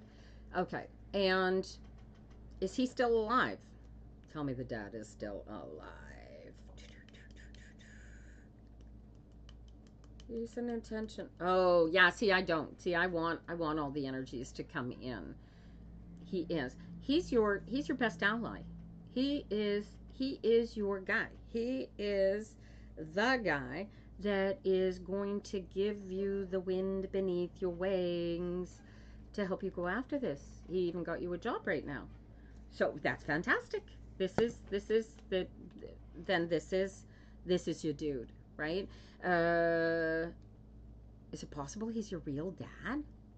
I'm a badass. That's why. I just not have, after Mia at the very beginning when we first started this, I ain't afraid of nobody. Oh my God, that was a story and a half. You were here back then, Shauna. Do you remember Mia? Mia was so angry that they got their... Do you think that's possible, Ems? I know it's crazy. Here's the point. Spiritually, this is... spiritually, this is your dad, right? And so that energy is dad energy, regardless that it's your dad, your mom's brother, or your uncle. Oh, it's your actual brother. Ha! No, it's probably not your dad. But maybe it was your dad's brother. He is your best source for dad energy. And so here, watch the magic of this, Ems. Every time you tell yourself, my dad's dead, you sort of cut yourself off from access to that dad energy spiritually. Do you feel what I'm saying here? Do you catch the meaning of what I'm telling you about you saying, oh, he's not my dad. He's just my uncle. You remove that power from yourself and him and that relationship. Put it back in there, okay? And let him, treat him when you need a dad to talk to. You have a dad. You have this uncle who's been there your whole life. He loves you and your mom like nobody's business because your mom's his brother. And are you the only child? Right? And you stopped talking for 4 years. Well, bring it back because you're missing your dad, right? Do you get that? So you've got to go after it and heal it, fix it, put it back together. And well, too bad this isn't your family's life, Ems. This is your life. This is your go around. You are the one that needs this healing, that needs this dad energy back in your life, right? And if you go back there and you heal that space that you've got because you're not with your uncle, right? Because your dad's dead. You can't be with your dad physically, but you can physically be with your uncle, right?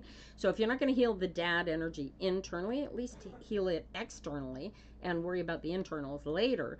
But go to him. And here's the fun part, right? Once you are in a position of having the relationship with him and then deciding emotionally for yourself whether or not this relationship is good or comfortable of any of that, you are the one making the decision. This isn't somebody going, oh, you can't have a relationship with them because they are blah, blah, blah. This is your life. This is your go around. Nobody else gets to choose but you. Does that make sense? Be the boss. Be the boss here. But this is about healing the relationship with your dad. And so in both senses. Emotionally, go inside, get into the empty space. Picture your actual dad standing in front of you. Bring him to you and have a conversation with him. But do the same with your uncle, right? Because energetically, the more power you are in control of internally, the more powerful you are externally, right? You get this. God love you, Ems. Oh. Yeah, I would definitely put it back together. So cool. Bagyashri, are you still on the YouTube, darling? Bagyashri. There you go. Darling, you are still there. Am I pronouncing your name correctly, darling?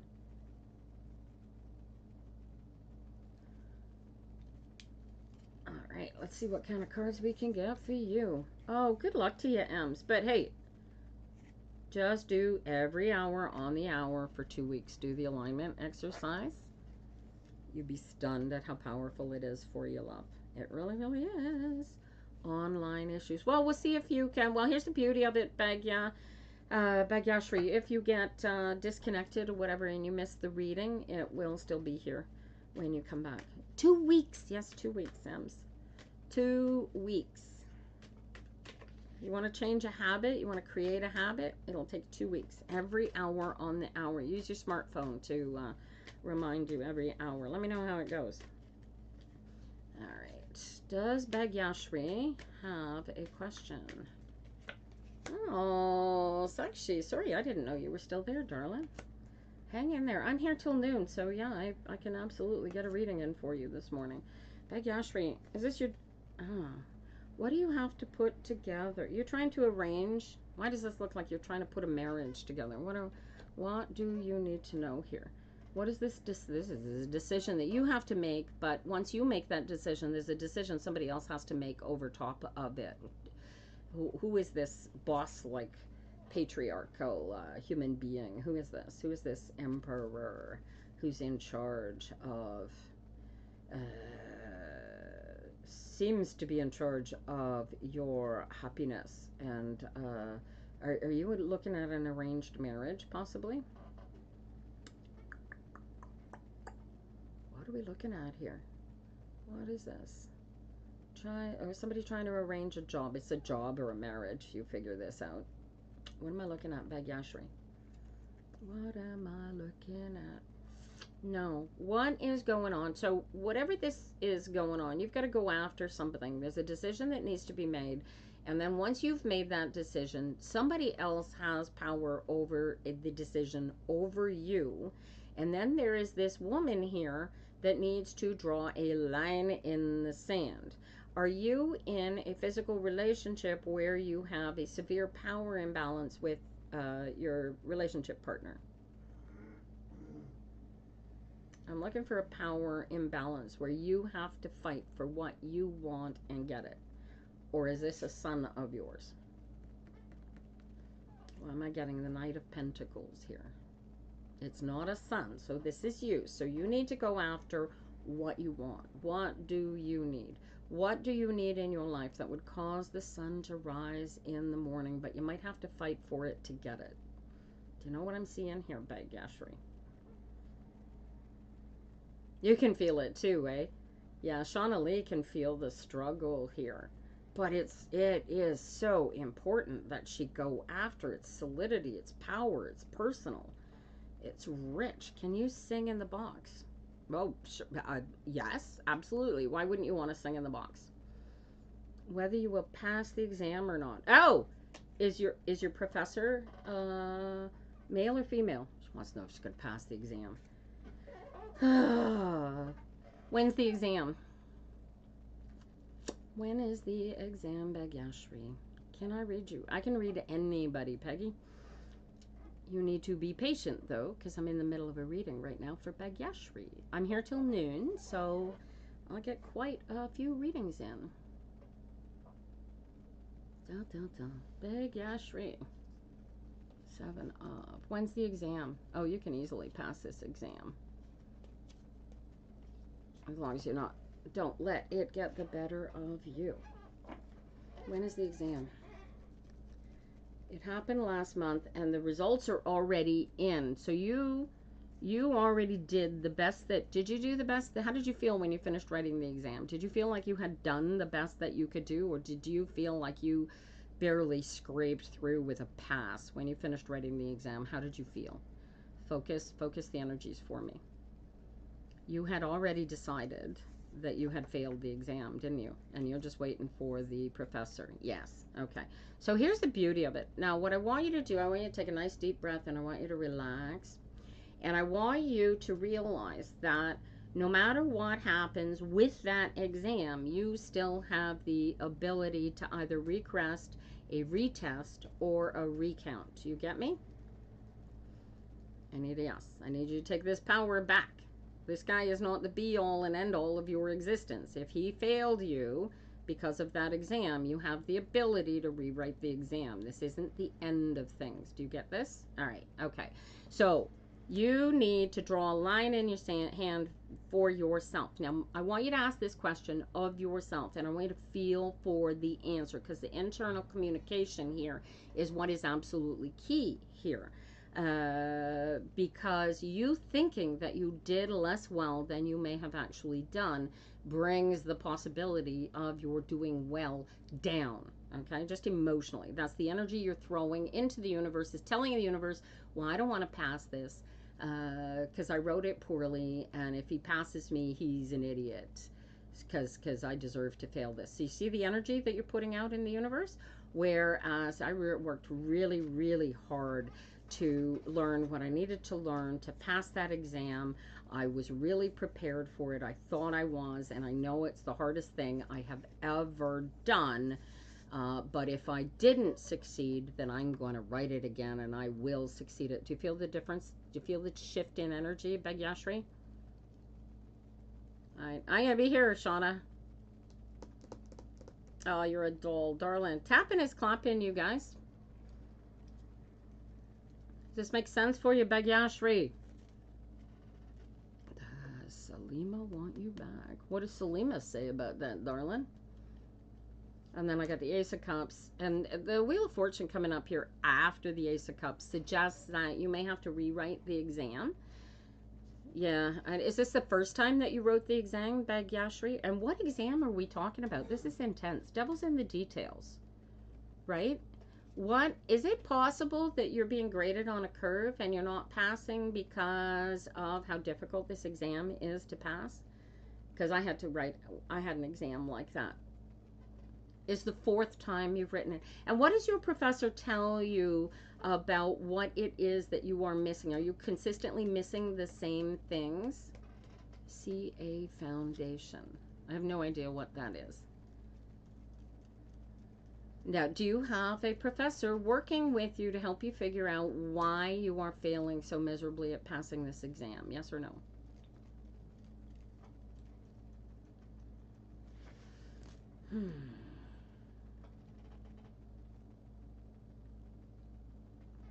And there's your mistake right there, Bagyashri. What I want you to do is I want you to go to the school, and I want you to find out exactly who your study advisor should be, and I want you to make a meeting with them, and I want you to sit down with them and say, look, I really need to pass this this course, this exam for my future. So you might have to take the exam. You might have to take the exam. I'm looking at what I'm looking at has less to do with the exam and more to do with your advisor. So maybe he's kind of like, why doesn't she come to me and ask me how do I get better marks on this? Are you getting basically the same kind of mark each time, or has each of the marks improved over the previous one? Like, I don't know how difficult this exam is, but some exams are way more difficult than others. You get it? Like, so what I want you to do is stop waiting for the result for the exam and go see the advisor and find out what the heck it is that you need to do to pass this exam. Okay? And you might find that the roulette is take a chance, right? So maybe you need to take a chance on, have that conversation with them, find out what you need, what you're missing, and put it together. And maybe this advisor is downgrading you because they just don't like you. I don't know. But until you know, you don't know. You get it? Go talk to the advisor, right? They're the one grading your exam. So if there's something missing there, they're the one to help you figure out what is missing so that you can put it together. The devil's in the details, darling. But definitely go talk to your advisor.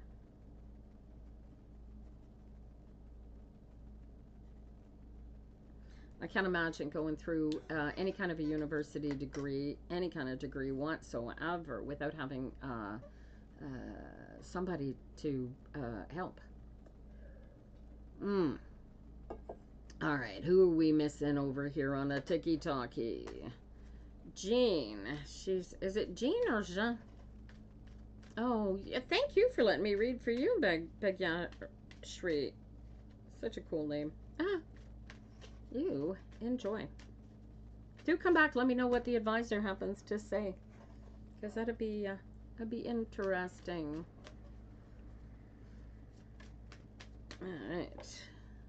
Where are we? Is it Jean or Jean? How do you pronounce your name, darling?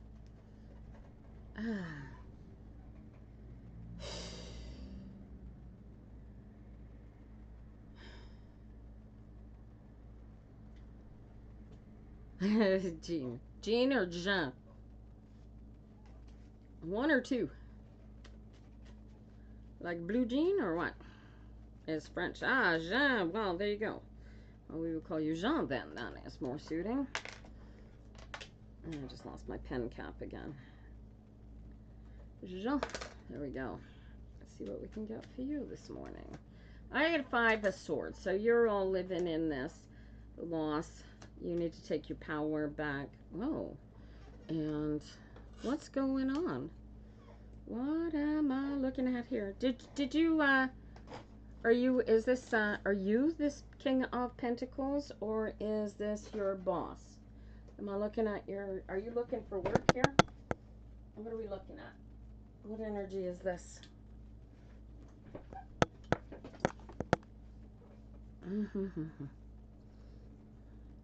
What are we looking at, Jean?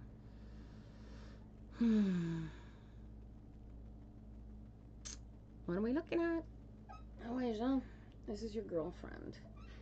Oh, you are you guys fighting? Are you like at loggerheads with each other over something? Did she just break up with you?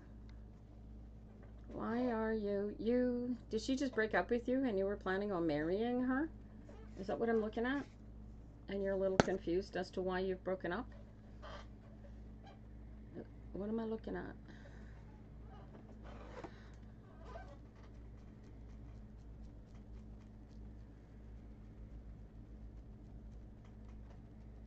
What are we looking at, Jean? Did we lose you?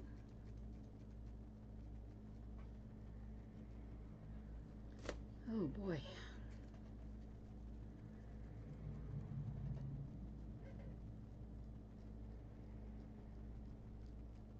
Jean is, yes, so tiki-talkie's been blinky, is it? So your concern is that your girlfriend just broke up with you while you were thinking you guys were about to get married. Is that what I'm looking at?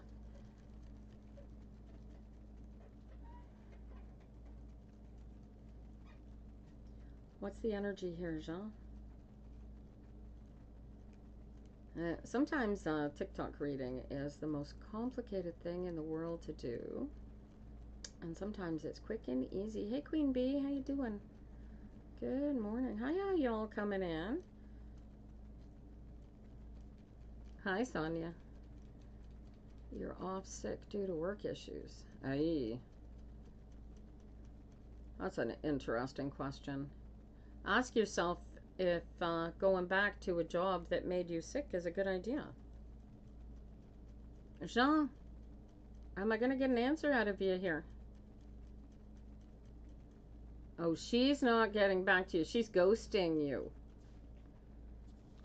And so you are in, I got this 8 of Cups. I got you moving forward away from the relationship. And then there's a new girly sometime in the future. Oh, but you'd rather hang around and wait for her to call you back. What did she? So this is a 5 of Swords. She said something to you when she broke up with you. Hey, Chandelier. She said something when she broke up with you. Do you know what those words were? And do you know why they were so important to her? This is key for you.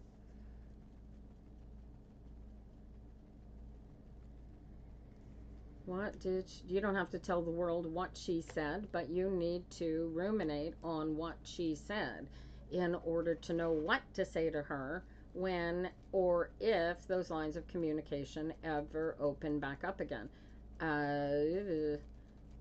You know, if they do open back up, it's going to be a brand new start, and you'll be starting over from the get-go. But this looks these shadow cards look like a different girly in the future.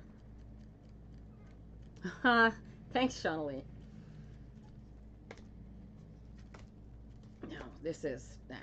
Here, this is you're either going to end it or you're not, based on what you want, not based on what they want. So, but it all comes down, you are still talking. Are you still talking with the intent of getting married? Because this is in your shadow cards, and this is either, right? This is either everything coming together according to what you both want, or everything falling apart according to what you both want. So you've got to get like together on it. And once you get together, then you're working together. You do better with oracles. Do you know what I like about tarot, Shawnee, is that the cards are the cards. So it doesn't matter who painted the tarot deck. An 8 of Cups is still an 8 of Cups. The energy, the meaning is still the same. So I don't have to memorize, you know. I can pick up a new deck and it's the same cards. It's a set system, exactly. Is she seeing someone else? Not according to these cards, but you accused her of seeing someone else. Is that what caused this split? You accused her of cheating on you without concrete information. Do you see how this is key? Because you, in one fell swoop, if she wasn't cheating on you, you told her that you don't trust her. I like the pictures for intuitive hit. Well, that's what I like about the different tarot cards too.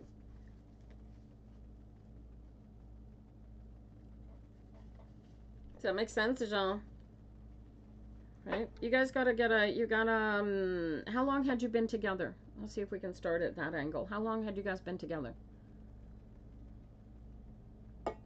Hello, everybody watching on YouTube. Is there anybody still on there? Say hello. Drop a comment in the chat so I can see you. The animal spirits. Hello, Cherry Blossom. I'm well. How are you? You have pictures of her kissing someone. And what did she tell you about the kiss? After 6 years, you got a picture of a kiss. What did she tell you about it?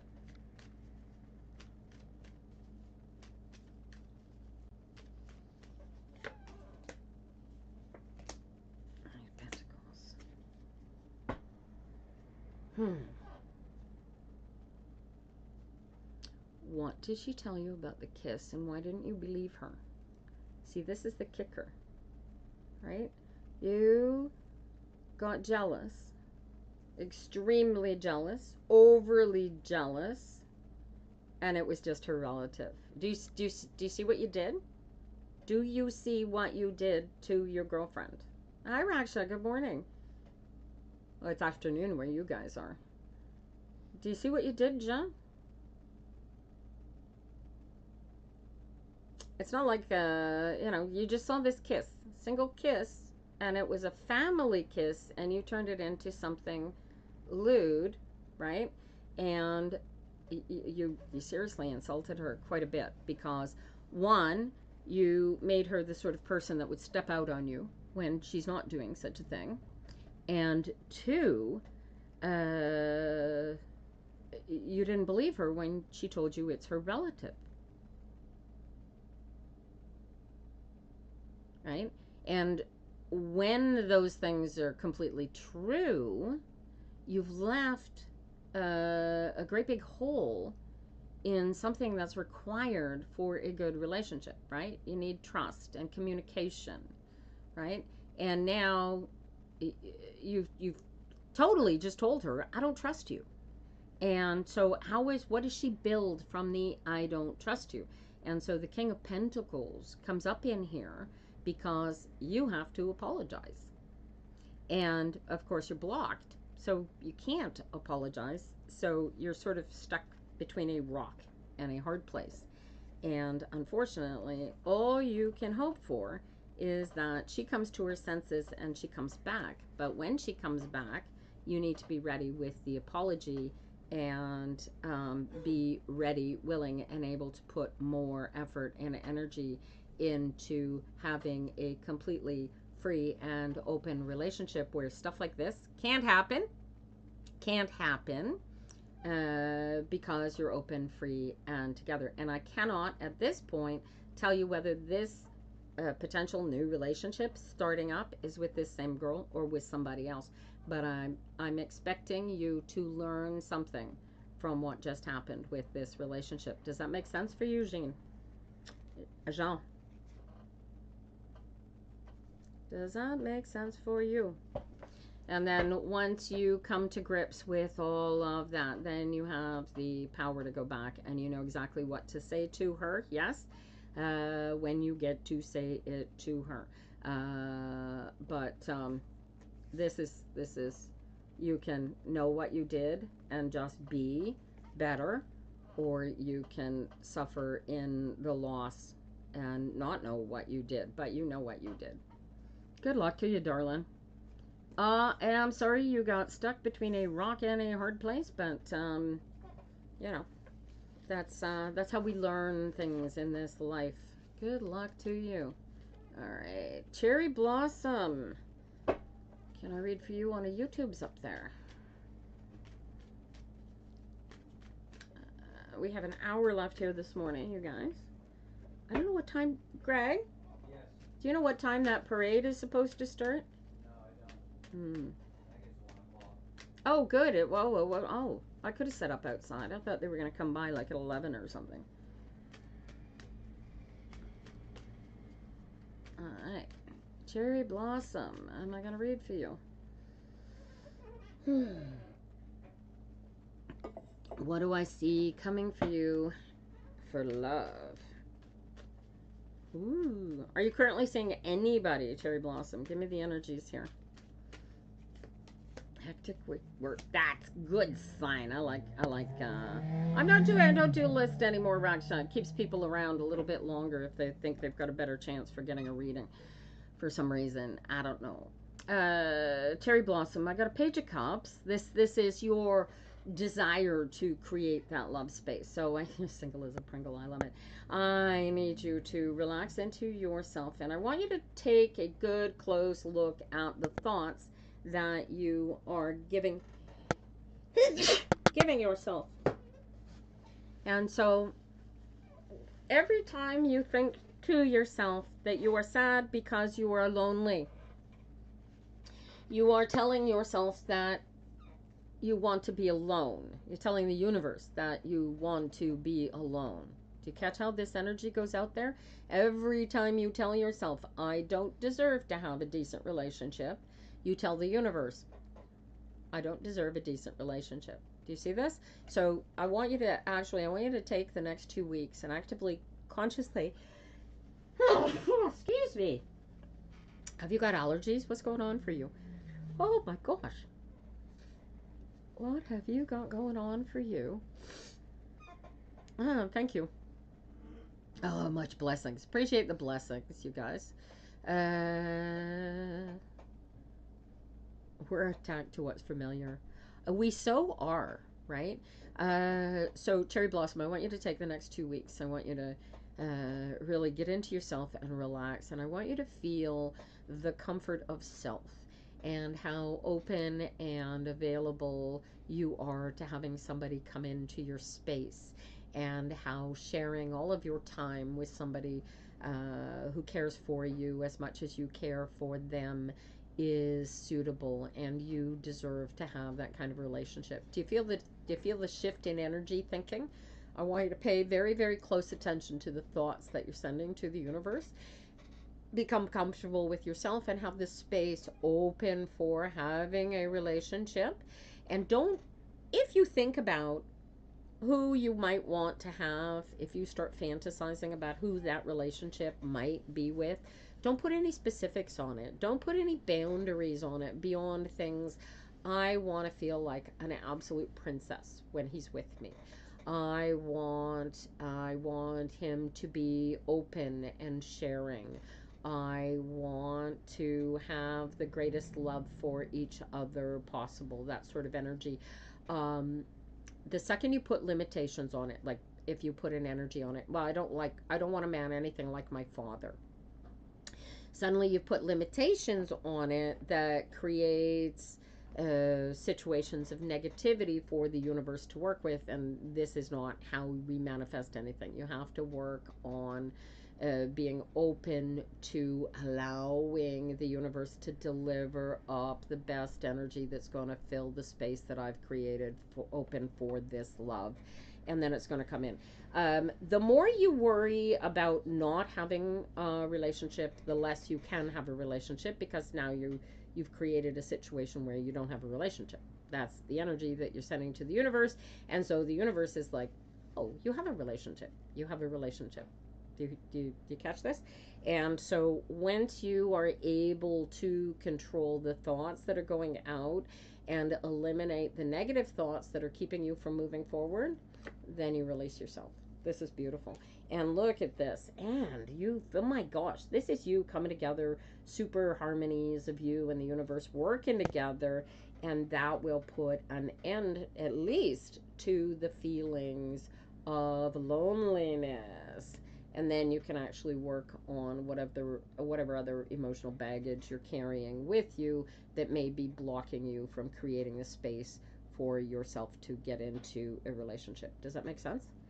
And then when you know exactly what you want as far as a relationship goes, none of this stinky thinking is blocking it, and it comes through for you. Good luck to you, darling. I don't know why I put my book away. Great cards.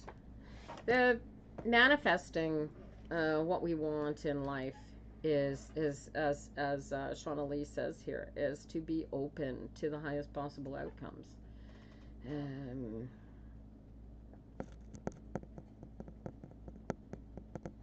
Right. Oh, you are welcome, Cherry Blossom. Try it. Practice being all that, a big bag of chips, and feel complete and whole and love yourself, because you are the most important person in your existence. Not nobody else, just you. And once you're all that you can be, then that space becomes open to share. You got it. Good luck to you, darling. This is practice, you guys. This is not something that you're going to wake up tomorrow morning and have instantly manifest your best life. It's just, it doesn't work like that. You have to manifest the best life by living your best life. Does that make sense?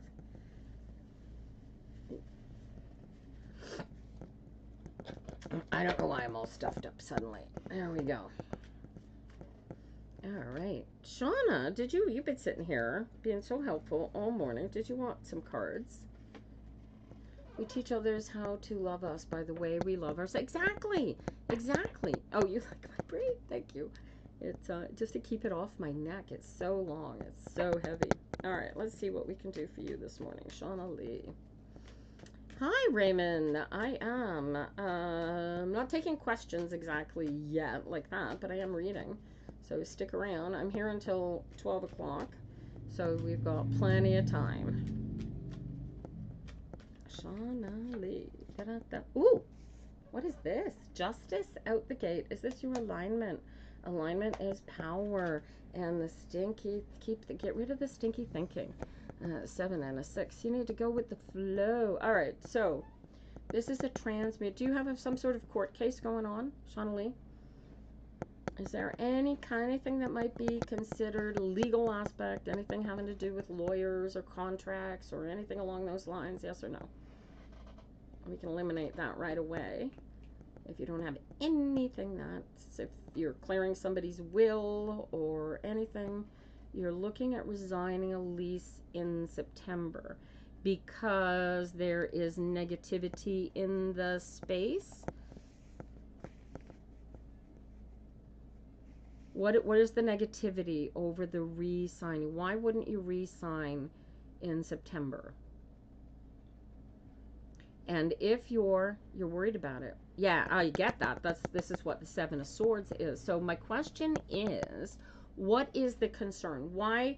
Because you've probably got to be deciding if I'm re-signing or not, like right now, right? And if you wait too long, you had an incident with the floor. Is it being fixed? Has it been fixed? Okay, so what you can do is you go back to the landlord and you tell them, if I'm giving you notice now that if this incident is not, if this is not fixed, we will not be re-signing the lease in September. And then find a new place. Definitely have to talk to him about it. He's the one that is in the, this is where you are right now. When's your cutoff date for signing, for telling them that you're signing or not?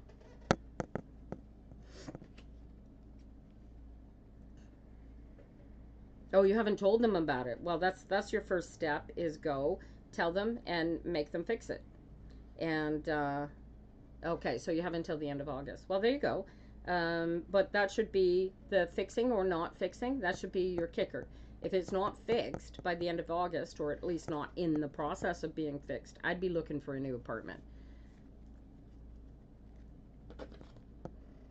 Right? And the other thing is, you could always fix it yourself and then offer to hold back the rent so that you can fix it. Instead, you pay for the fixing instead of paying rent. You give them the receipts for the fixing and your time.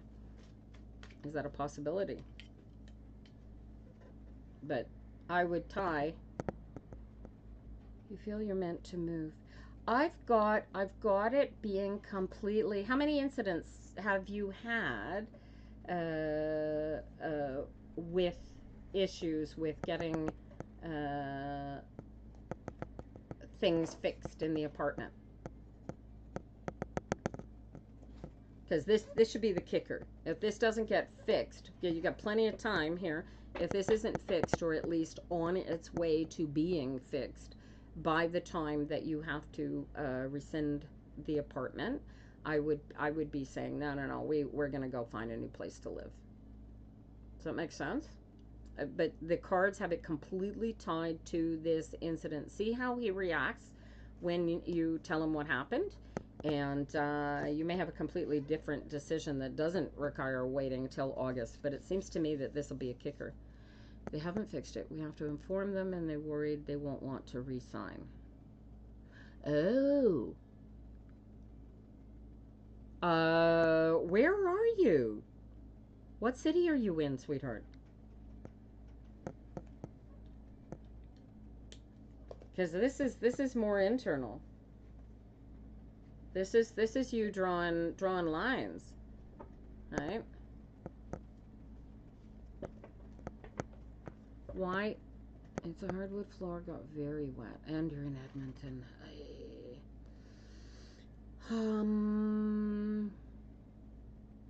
Was it an accident? Is it covered by insurance? Is it something that you have to pay for yourself that is going to create financial difficulties, and that's why you are concerned?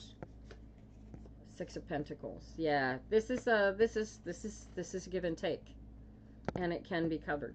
So you're the only one holding you back. You're gonna hold space for the fact that you're gonna go. Oh, you're not gonna believe this. This happened. The floors need to be. Do they just need to be? Do you know what needs to be done to them? Tell him what you do. Him. Get him on board. The truth shall set you free. You will feel a lot less stress when you talk to the landlord. Go talk to the landlord, then come back and ask me this question again, okay?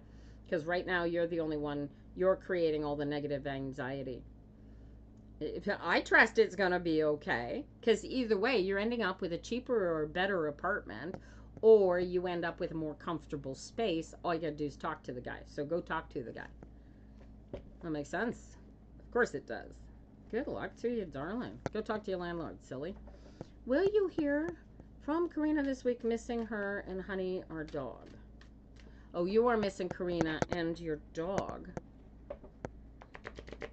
Why did Karina leave you, darling? Good morning, Brandy. Good morning, Virginia. All right, Raymond, are you still watching on the YouTube?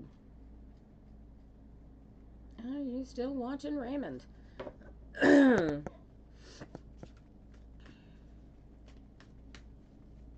Truth will always set you free, my darling. Oh, I appreciate you too. I appreciate your energy this morning. You have no idea. Raymond, are you still there? Raymond on the YouTube. I think Raymond may be gone. Are you coming back, Raymond? Yoo-hoo, Raymond.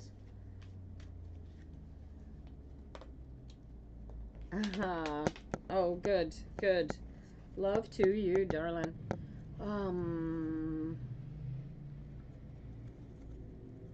You let me know whatever happens with the landlord, though. I'm curious. And we'll see how it goes after that. Brandy, you can have the question, seeing as how Raymond does not seem to be there. You may have the next set of cards. How about that? What question do you want to ask? 1111, you guys. Make a wish.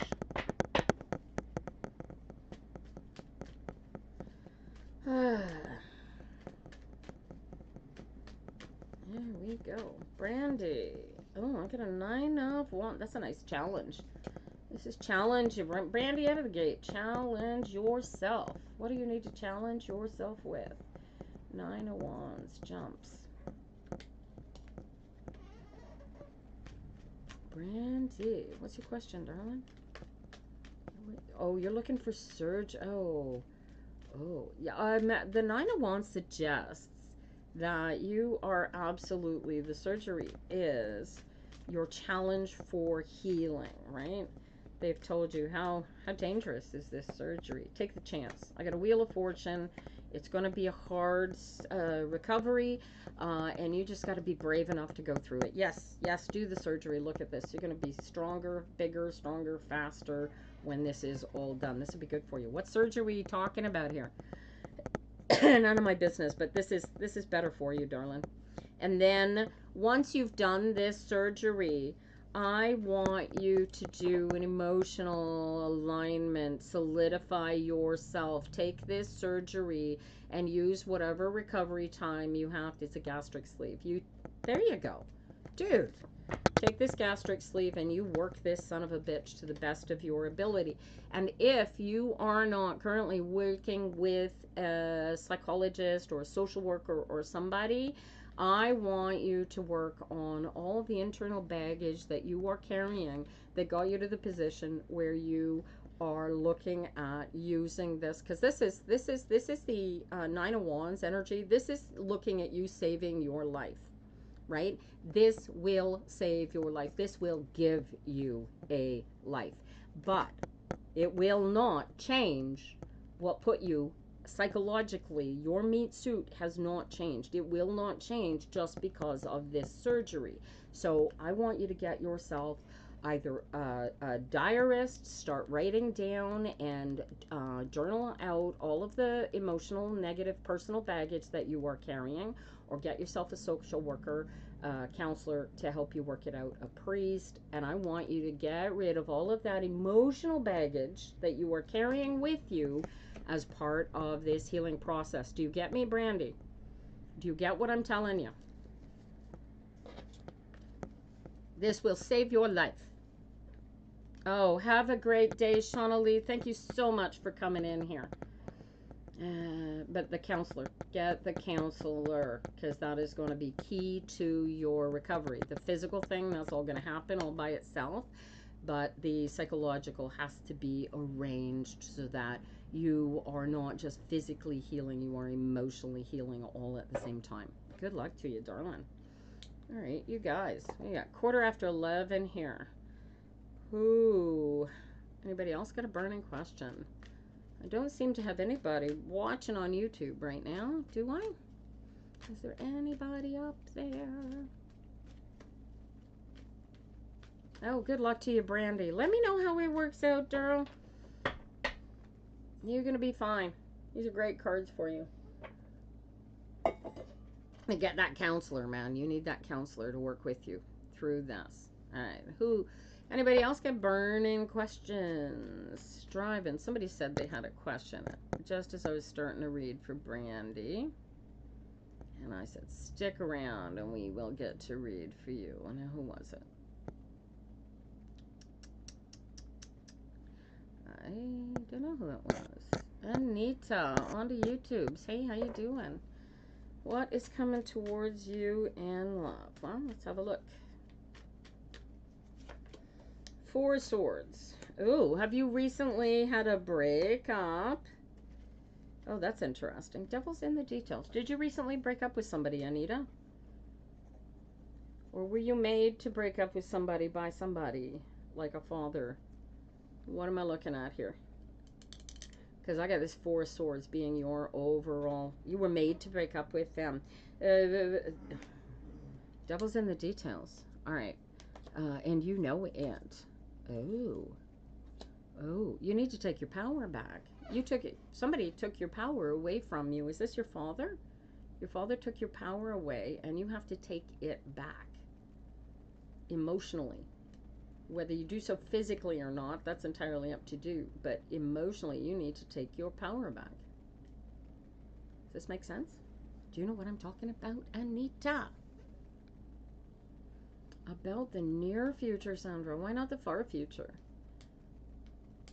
Also, I'm reading Tarot, not Lenormand, and so I technically don't do future. I do current energy. You get it. Anita, take your power back. This is, it's not his decision. How old are you? Before I go telling you that this is not your decision to make. How old are you, darling? Well, hang in there, Sandra. I'm here for another, 43 minutes? No. 37 minutes? I don't know. I can't count right now. All right. Good luck to you, Anita. How old are you? You gonna tell me how old you are or no? Anyway, your abundance comes in taking your power back and deciding what you want and who you want to be with. Whether or not it's the worst thing in the world for you or not, it's your decision, not his. Any guidance? Take your power back. You go back and you say, who do you think you are telling me who I can and cannot love? right? This is the 21st century. I don't know where you are, Anita. I don't know how old you are. If you're 16, this is going to be a very difficult conversation to have with whoever this power figure is that said that you can't be with that lover that broke your heart that had nothing to do with the lover. It makes no sense. Unless you're 15, 16 years old. How old are you?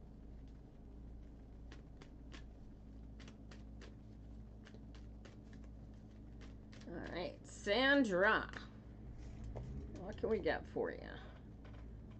I need to take her power back. You're 30. Then tell whoever this was that says that you can't be with that other guy to mind his own business. And take your power back. You want to be with somebody, you be with them. It's not somebody else's business. It's yours. You are 30.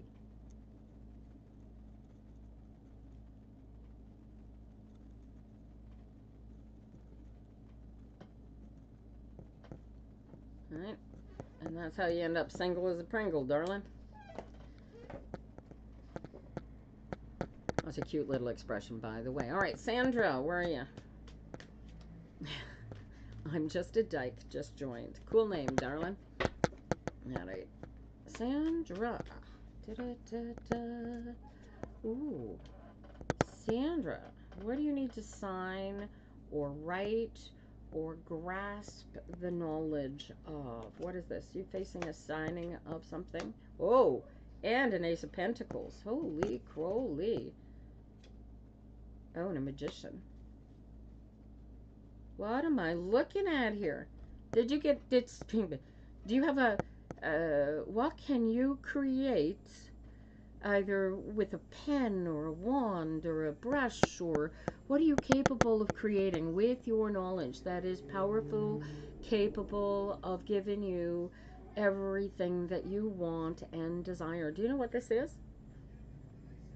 Because this is a simple, I mean, any question, the simple answer is get into alignment. But what do you need to align? What do you want to do? What do you think, therefore, you is? What do you think you could do, want to do, have that would give you all of the solidity in the world? Are you looking at a gastric bypass? What is this? And of course, here, this is the help. What is this? I got an Ace of Swords, which is the beginning of thoughts, ideas, intellectual things, legal things. Not so legal as a justice card, but you know, the sort of things. You need to write an exam in order to get a job. You need to make you need to get a vaccine in order to get a job. What am I looking at? What do you need? What is this Ace of Swords? This is your starting off points. What do you need? Do you currently have a job, Sandra? Let's start there. Do you currently have a job? You're happy in your job. Do you deserve more money in your job? Yes or no? Let's do this quickly and we'll figure out who the Magician is, maybe. Are you happy in your job? No. Oh. When was the last time you got a raise? Maybe you need to ask for a raise.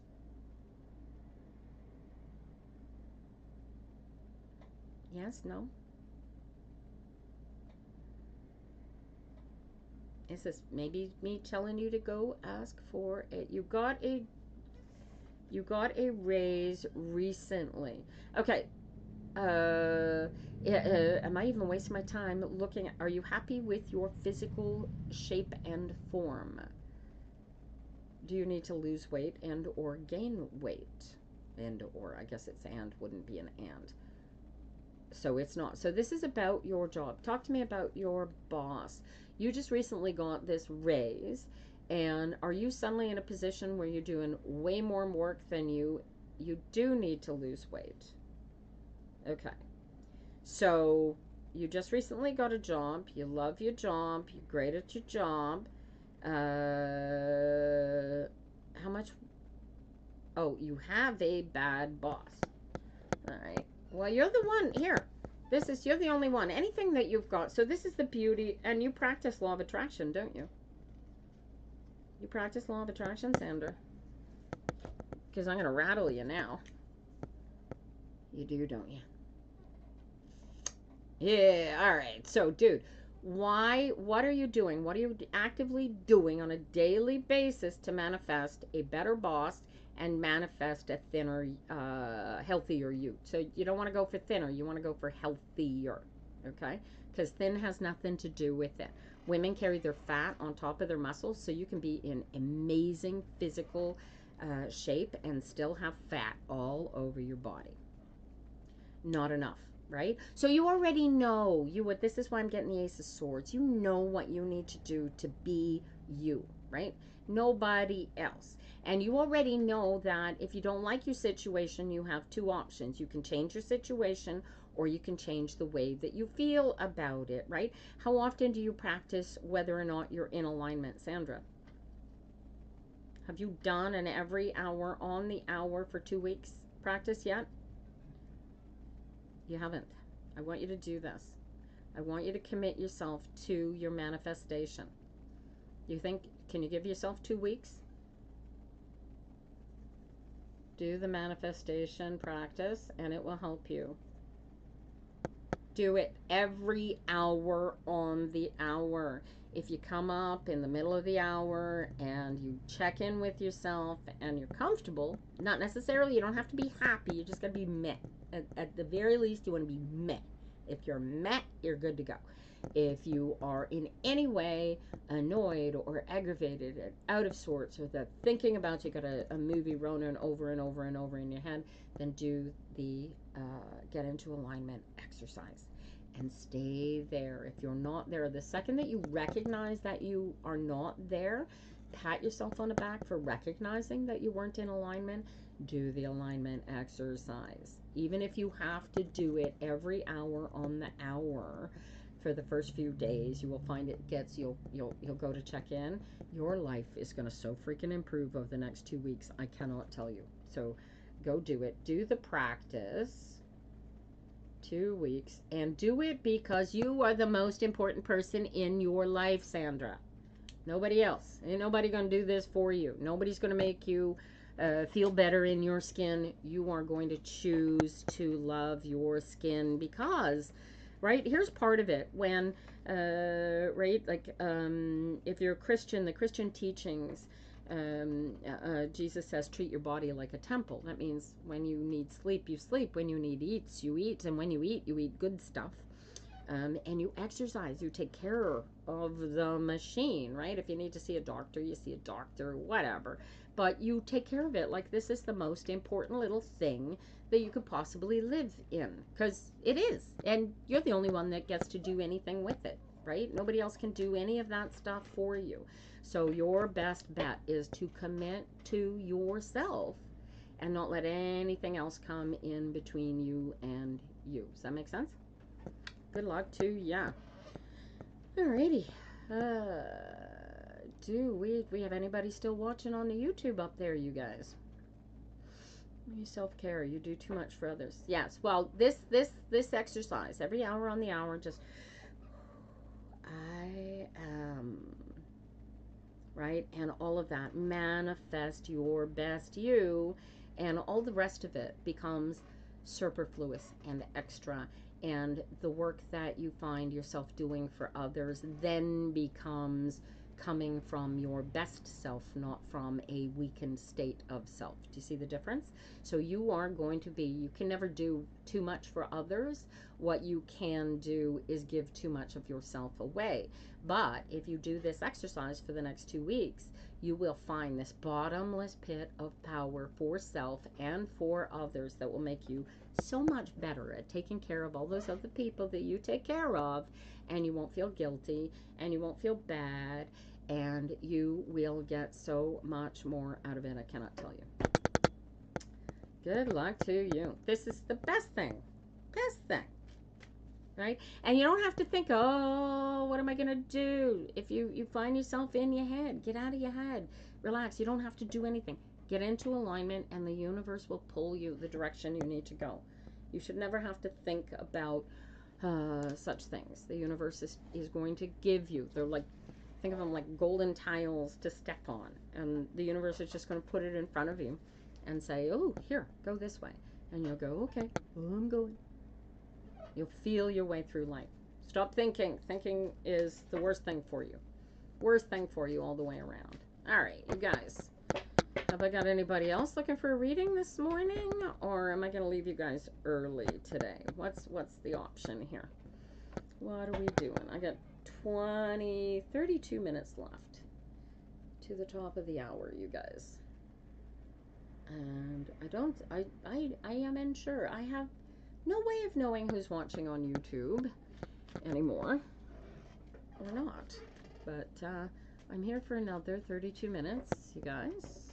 Barbara, there you go. Let's get some noise going for you this morning. How you doing? Four Swords. I hate that card. This is the card of the day. Is Four Swords, Nine of Wands. All right, so I don't know what happened, and I just know that it really, really hurt.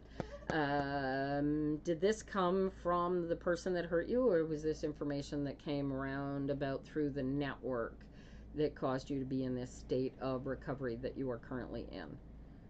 Was this direct from the person that hurt you, or was this roundabout? Oh. What am I looking at? Because I got the Four of Pentacles as your shadow card. What happened? Were you supposed to get married and you've broken up? You're not sure what I'm talking about. Yeah, neither am I. So I got the Four Swords. Four Swords comes out of the gate because you are intellectually in a point of healing. Something hurt you, and here you are after the hurting of that. Usually it's caused by the end of something, but it's not necessarily. It's followed by a Nine of Wands, which is a challenge for you created by this, whatever this Four of Swords is. Usually I'll see a Four of Swords when somebody's partner dies, or they are recovering from a finished divorce, or they've lost a job that they didn't think they ought to have lost. But whatever this incident of loss that created pain in you has got you in a space of balance that leaves you wondering, okay, where do I go next? And the cards are pushing you to make sure that wherever you go next is in your best interest, because previously this going next was not in your best interest. And then my shadow card comes up. It's Four of Pentacles, which is the exact opposite of the Four of Swords. So this, which is why I say, is this a surgery? Is this a breakup? Is this, what was this? What was this Four of Swords? Because whatever that was, it is challenging you to open the gates to living your best life. And this says whatever that was should have shown you exactly where you are going and what you are doing. Your mom, a few years ago,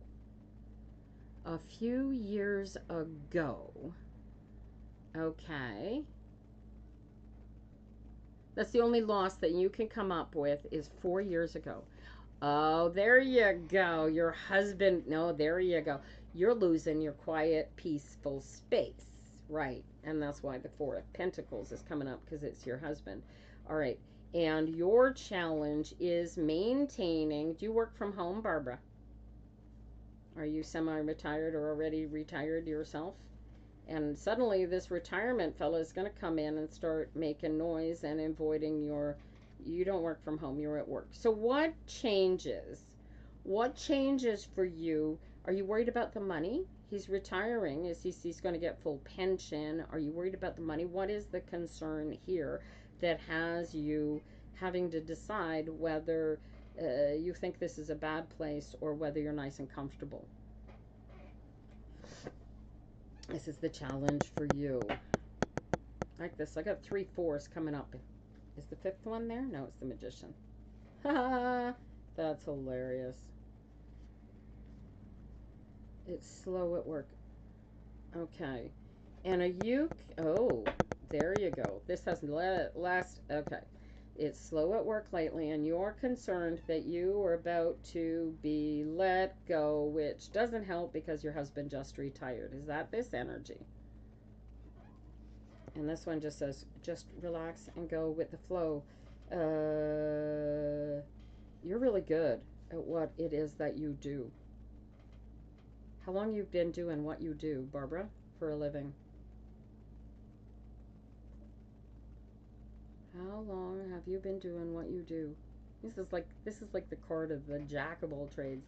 This is the card. 17 years you've been at this job.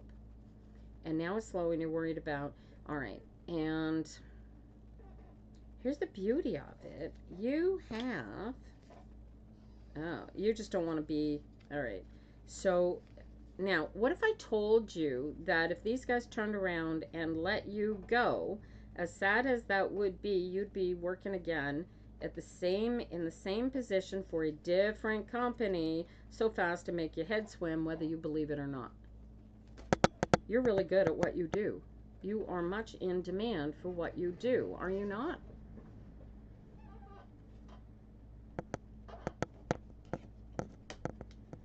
Tell me, Barbara. I want you to feel the answer here because the cards are telling me that you are undercutting. How powerful. You're not. Dude. I want you to take your focus off the idea that they might let you go because it's been slow at work. Do you make less when it's slow at work or do you get paid anyway? How does this work? I appreciate the getting let go if there's not enough work, but do you get paid only when there's work or it's a contract? When does your contract end? Because I got a new contract coming up here, and you know it. A better contract, even. You're very when work. When. Are you currently working?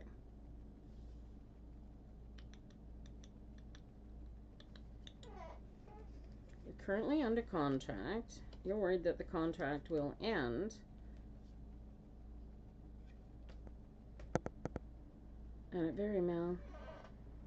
Oh, yay! Ninja Mama's gonna keep the babies. Have you told him yet? You work an hour, you get paid an hour. Okay, so what you need to do is take this experience and find. I've got you looking for new work, new job, or at least finding other contracts to supplement. Not yet today, though. Okay, cool. You know how you do it? You get 2 bottles of champagne, one with alcohol and one without.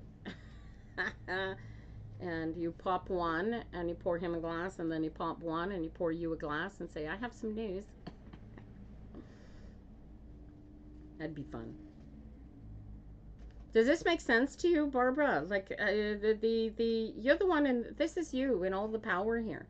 You are so in demand. You are so necessary for what is available to you. Only having one contract that gives you 1 hour a week is insufficient. You need more than one contract, especially with hubby going into retirement.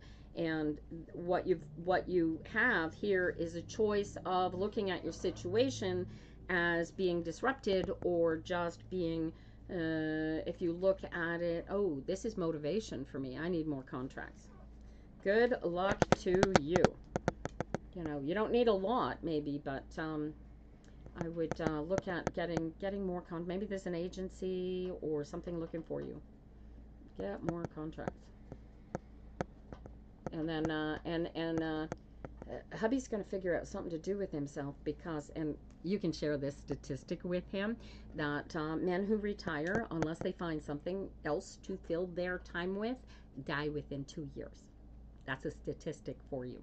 So tell him to make sure he finds something that's going to fill his days and fulfill him and help him enjoy the rest of his life as a retired person. Good luck to you.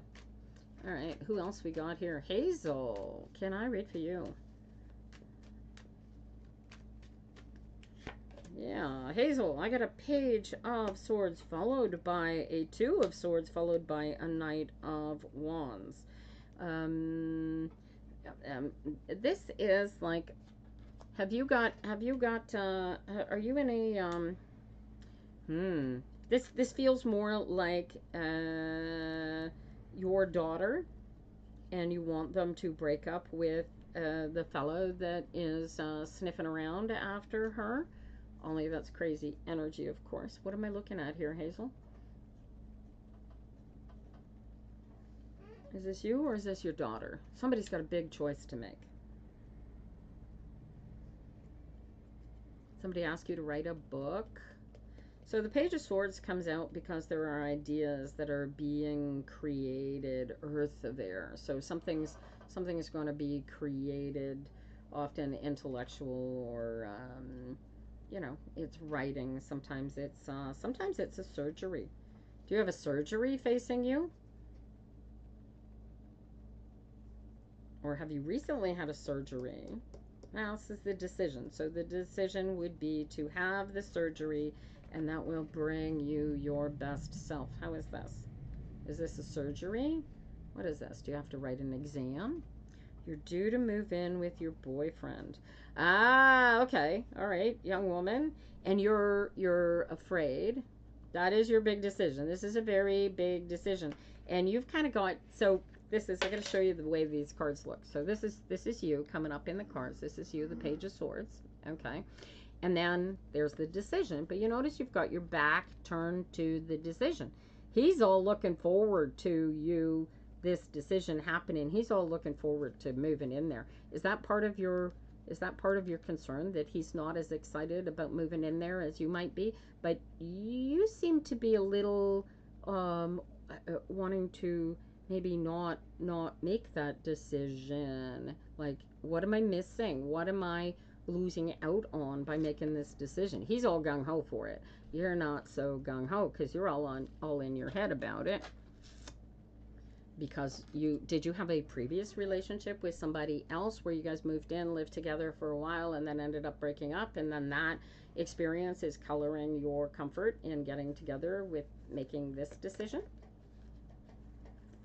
Is that what's struggling you? Because this is a Page of Swords. So you already know what this brings. You know what this is going to bring. You know this is going to be great. It's going to be fun. You guys are going to be right?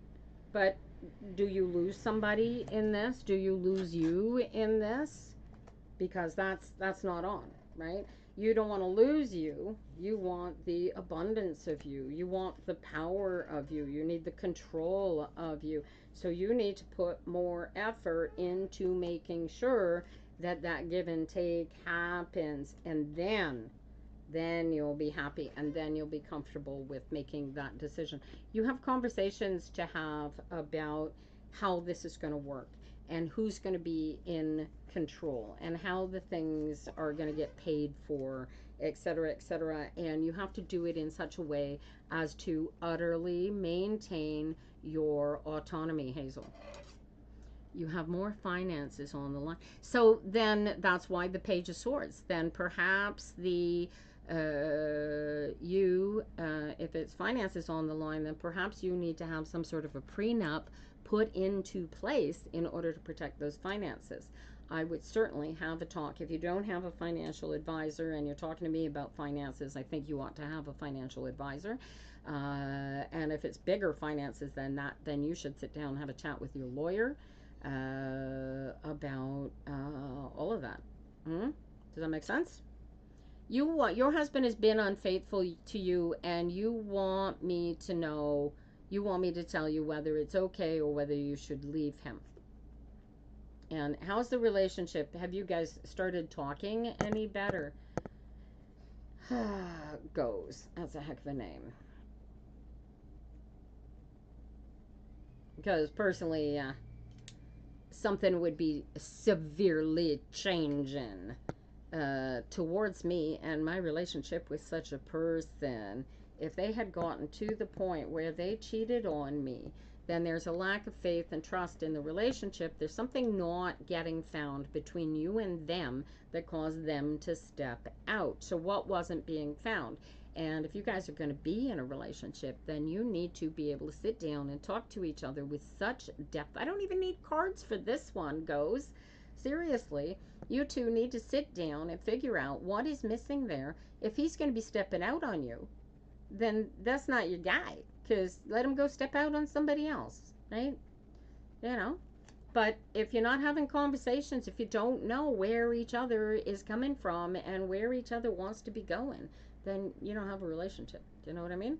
And so, if he's not going to come to the table with that sort of energy, no, you definitely want to be moving on. I don't even need the cards for that. I need you to go inside and you ask yourself, is he coming to the table, having changed, having wanting to make this relationship work and communicate and doing all the sort of things? Then yes, continue. But if he's not coming to the table with that kind of energy, I'd be walking on and going looking. And I'm not even going to pull cards for you today, Hazel. I want you to come back next Tuesday and tell me what happened when you have this conversation with him, because I have a feeling that you're going to be taking a spin of a roulette wheel or a fool card or taking a walk on. But that conversation needs to happen, because if you're unsure, then he's unsure, and I don't understand why, because you didn't have enough relationship for him to not step out on you. So you got to really work together and figure out what the hell happened there and fix it. What you, oh, my lid. Thank you. All right. Good luck to you. Good luck to you, Goes. Let's call you Hazel. Sorry, Goes. Good luck to you. Have that conversation with them. Find out. I'll be here. Find out where you stand, and then come back and ask me that same question. Okay? But I need you to get solid in yourself. Divyansha Mishra, are you still there? Are you still on the YouTube? I can read for you. Alrighty, here we go. Tapping is clapping, you guys, on the TikTok. Don't just sit there. Make yourselves useful. Oh, you're welcome, Ghost. Good luck to you. Alright, Divyansha. Ooh, we got a Lover's card, followed by a 6 of Pentacles, followed by the 10 of Cups, and 8. Oh, wow. Happy, joy. What was your question here? What is coming towards you in love? You have, holy coly, this is, wow. This is, I love this. Have you got somebody in the process of arranging relationships for you?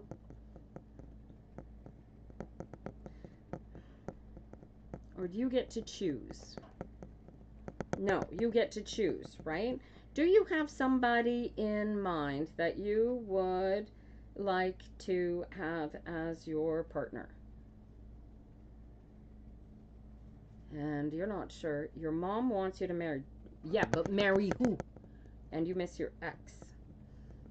What are the chances? Yeah, so this is the legacy. This is what you gotta go put after what you want and put together a win-win, right? So you had the ex, you like the ex. Why aren't you still with the ex? Why is the ex gone?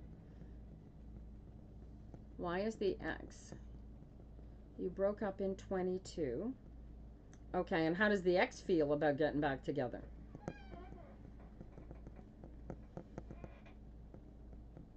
I understand you broke up. How did they feel about getting back together? This is a challenge, dude.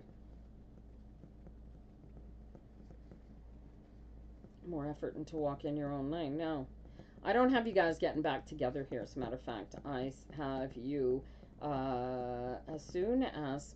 Why did you break up? Go back to why you broke up, right? Has he changed? Because I don't think so.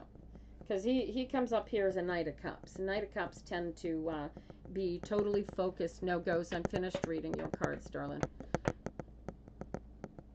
Is this his career issue? You broke up because his career was more important than marrying you.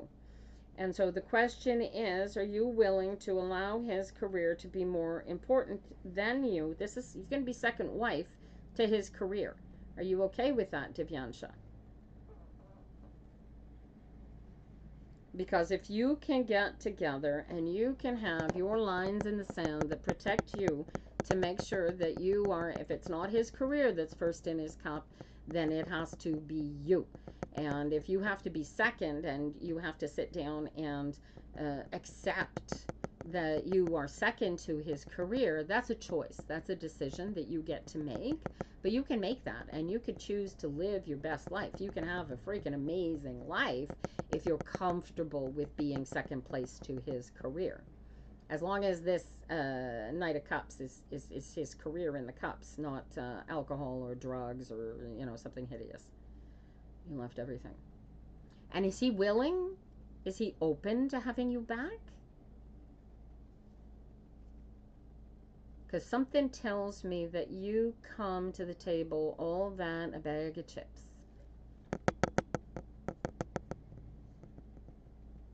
On God. I don't understand on God. I don't understand what that means.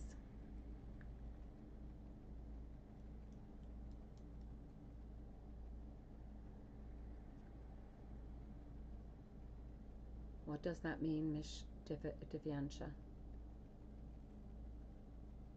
What does that mean? On God.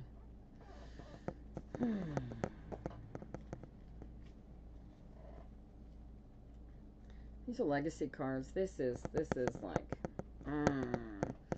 this is you surrender on. Oh, I see. Yeah, let go, let God. This is great power, right?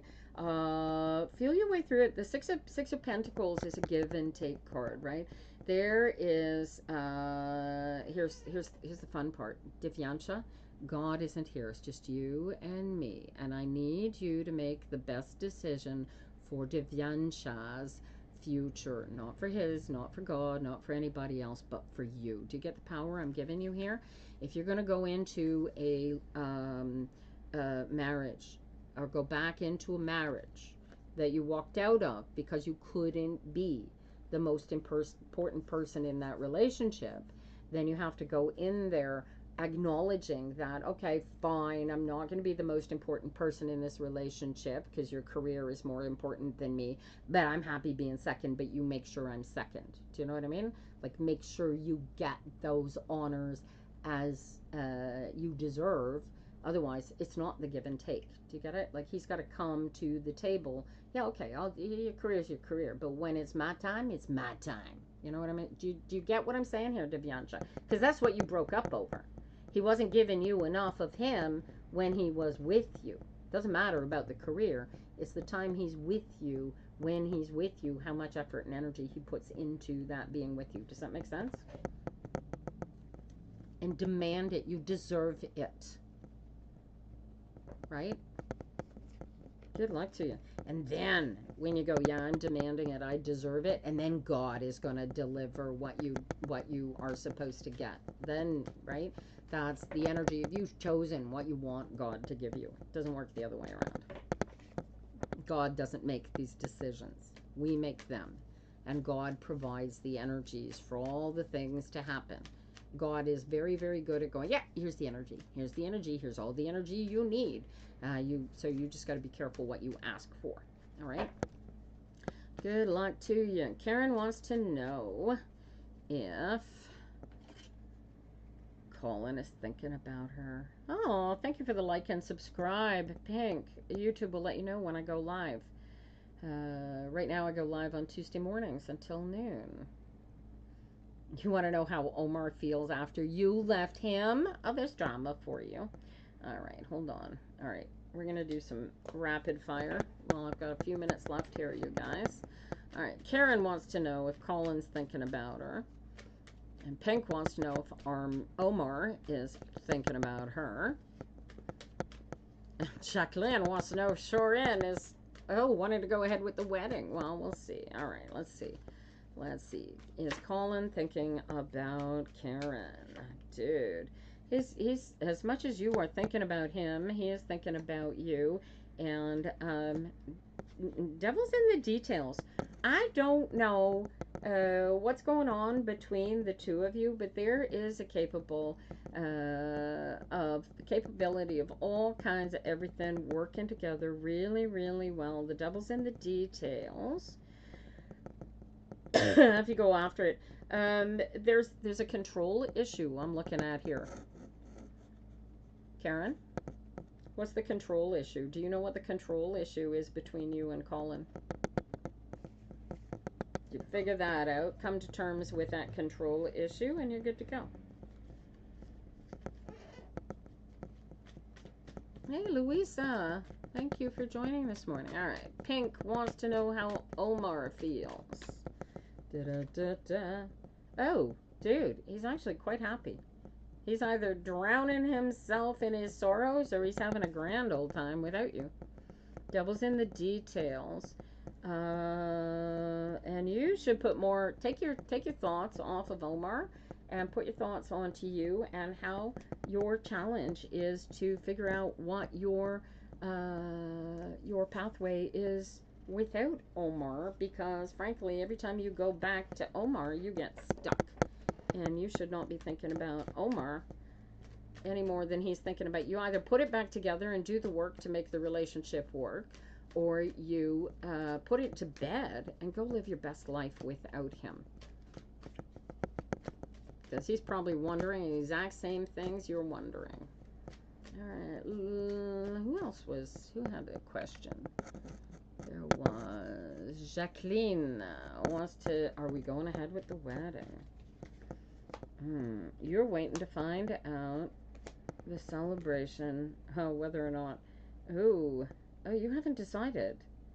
Wheel of Fortune, 8 of Pentacles, you need to, okay, so, who, did you guys have a fight, and now you're sitting there wondering whether or not you're going to go forward with the wedding? What happened there? Why are you not sure whether this is still the celebration that it was about to be? I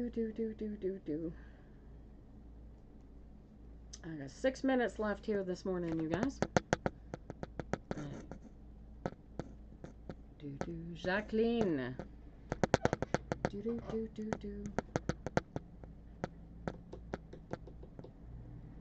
Because I think the celebration is coming off anyway, unless you completely call it off and you haven't decided yet. So what's going on there? Am I going to get a response? Jacqueline.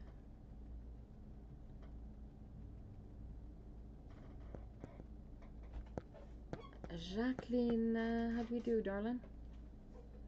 The devil's in the details. And the Hanged Man is like, this is a very positive card. You're in a good position. You're in a holding pattern because, what, you just had this disagreement, this argument, whatever. But I still see the wedding coming off. Unless you decide. And you haven't made this is a choice. You haven't made this decision yet. Who's making the possibility of choice here? Right? And the Queen is the one who makes things real. Is it possible somebody's mother would be the one to call off the wedding? But you got to decide on that. You didn't hear me. You have a decision to make. Because this is you. You're not sure. You're just hanging around waiting. What signal are you waiting for? What's the signal? What would tell you, yes, we're on, or yes, no, we're off? What's the signal that you're waiting for? Because this is the party. This is either the party or it's all the tears, one or the other. This is, so what is this? This is your celebration, right? The devil's in the details. But your shadow card is the Three of Swords.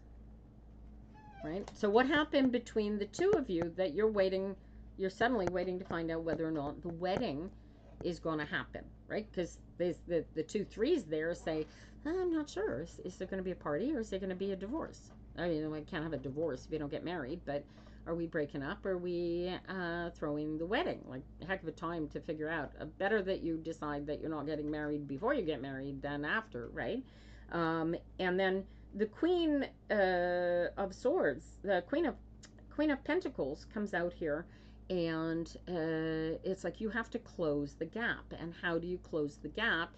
The Queen makes things real, so you have to close the gap. My task is to tell you to get into alignment and relax into yourself and take a chance on building what you need to build. What is it?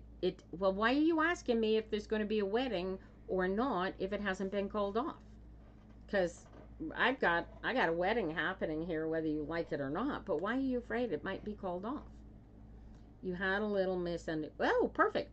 So, see, misunderstandings are the opportunity for you to improve your relationship, because now you can discuss and talk and see what went wrong, why it didn't work, why it was so emotional, because threes of cups are emotional, and why you're sitting here asking a psychic, am I still going to get married because we had this little misunderstanding? It's because you don't have enough of a relationship. You're not communicating. You're not talking each. This is the building card. You have to take a chance on building it and close the gap between the two of you. And if you have to, here's the Knight of Swords, if you have to, bring in a premarital counselor. This is why you guys in the Catholic and a lot of Christian faith, and I believe in the Muslim faith too, you sit down and you actually go through marital counseling before the wedding so that you know what you are up against when you're going to get married. And it comes, there's the solidity, and yeah, good luck to you. But I would definitely have the conversations with the fella and really open up. And if you have to, get yourselves a counselor of whatever type it needs to be and put it together. Good luck to you. And I look forward to seeing the wedding pictures of Jacqueline, because you were going to make a gorgeous bride. I got to thank all you guys for coming in here this morning. We're back here next Tuesday. No, I think we're going to call off on Canada Day, you guys, because it's Canada Day. If I'm here next Tuesday, surprise, surprise, we will see. But I'm going to take a day off next week, and then we'll be back the following Tuesday. Feel free to leave me a message either here on the YouTube or here on TikTok. And you never know. I might pop up a quick video just to answer your questions when I'm not here.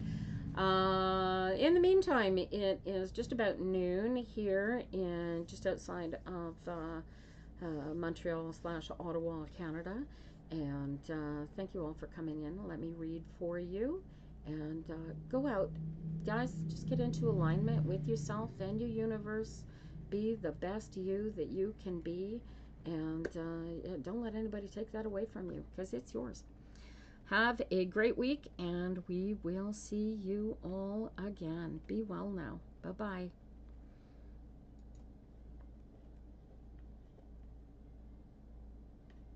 Stop streaming.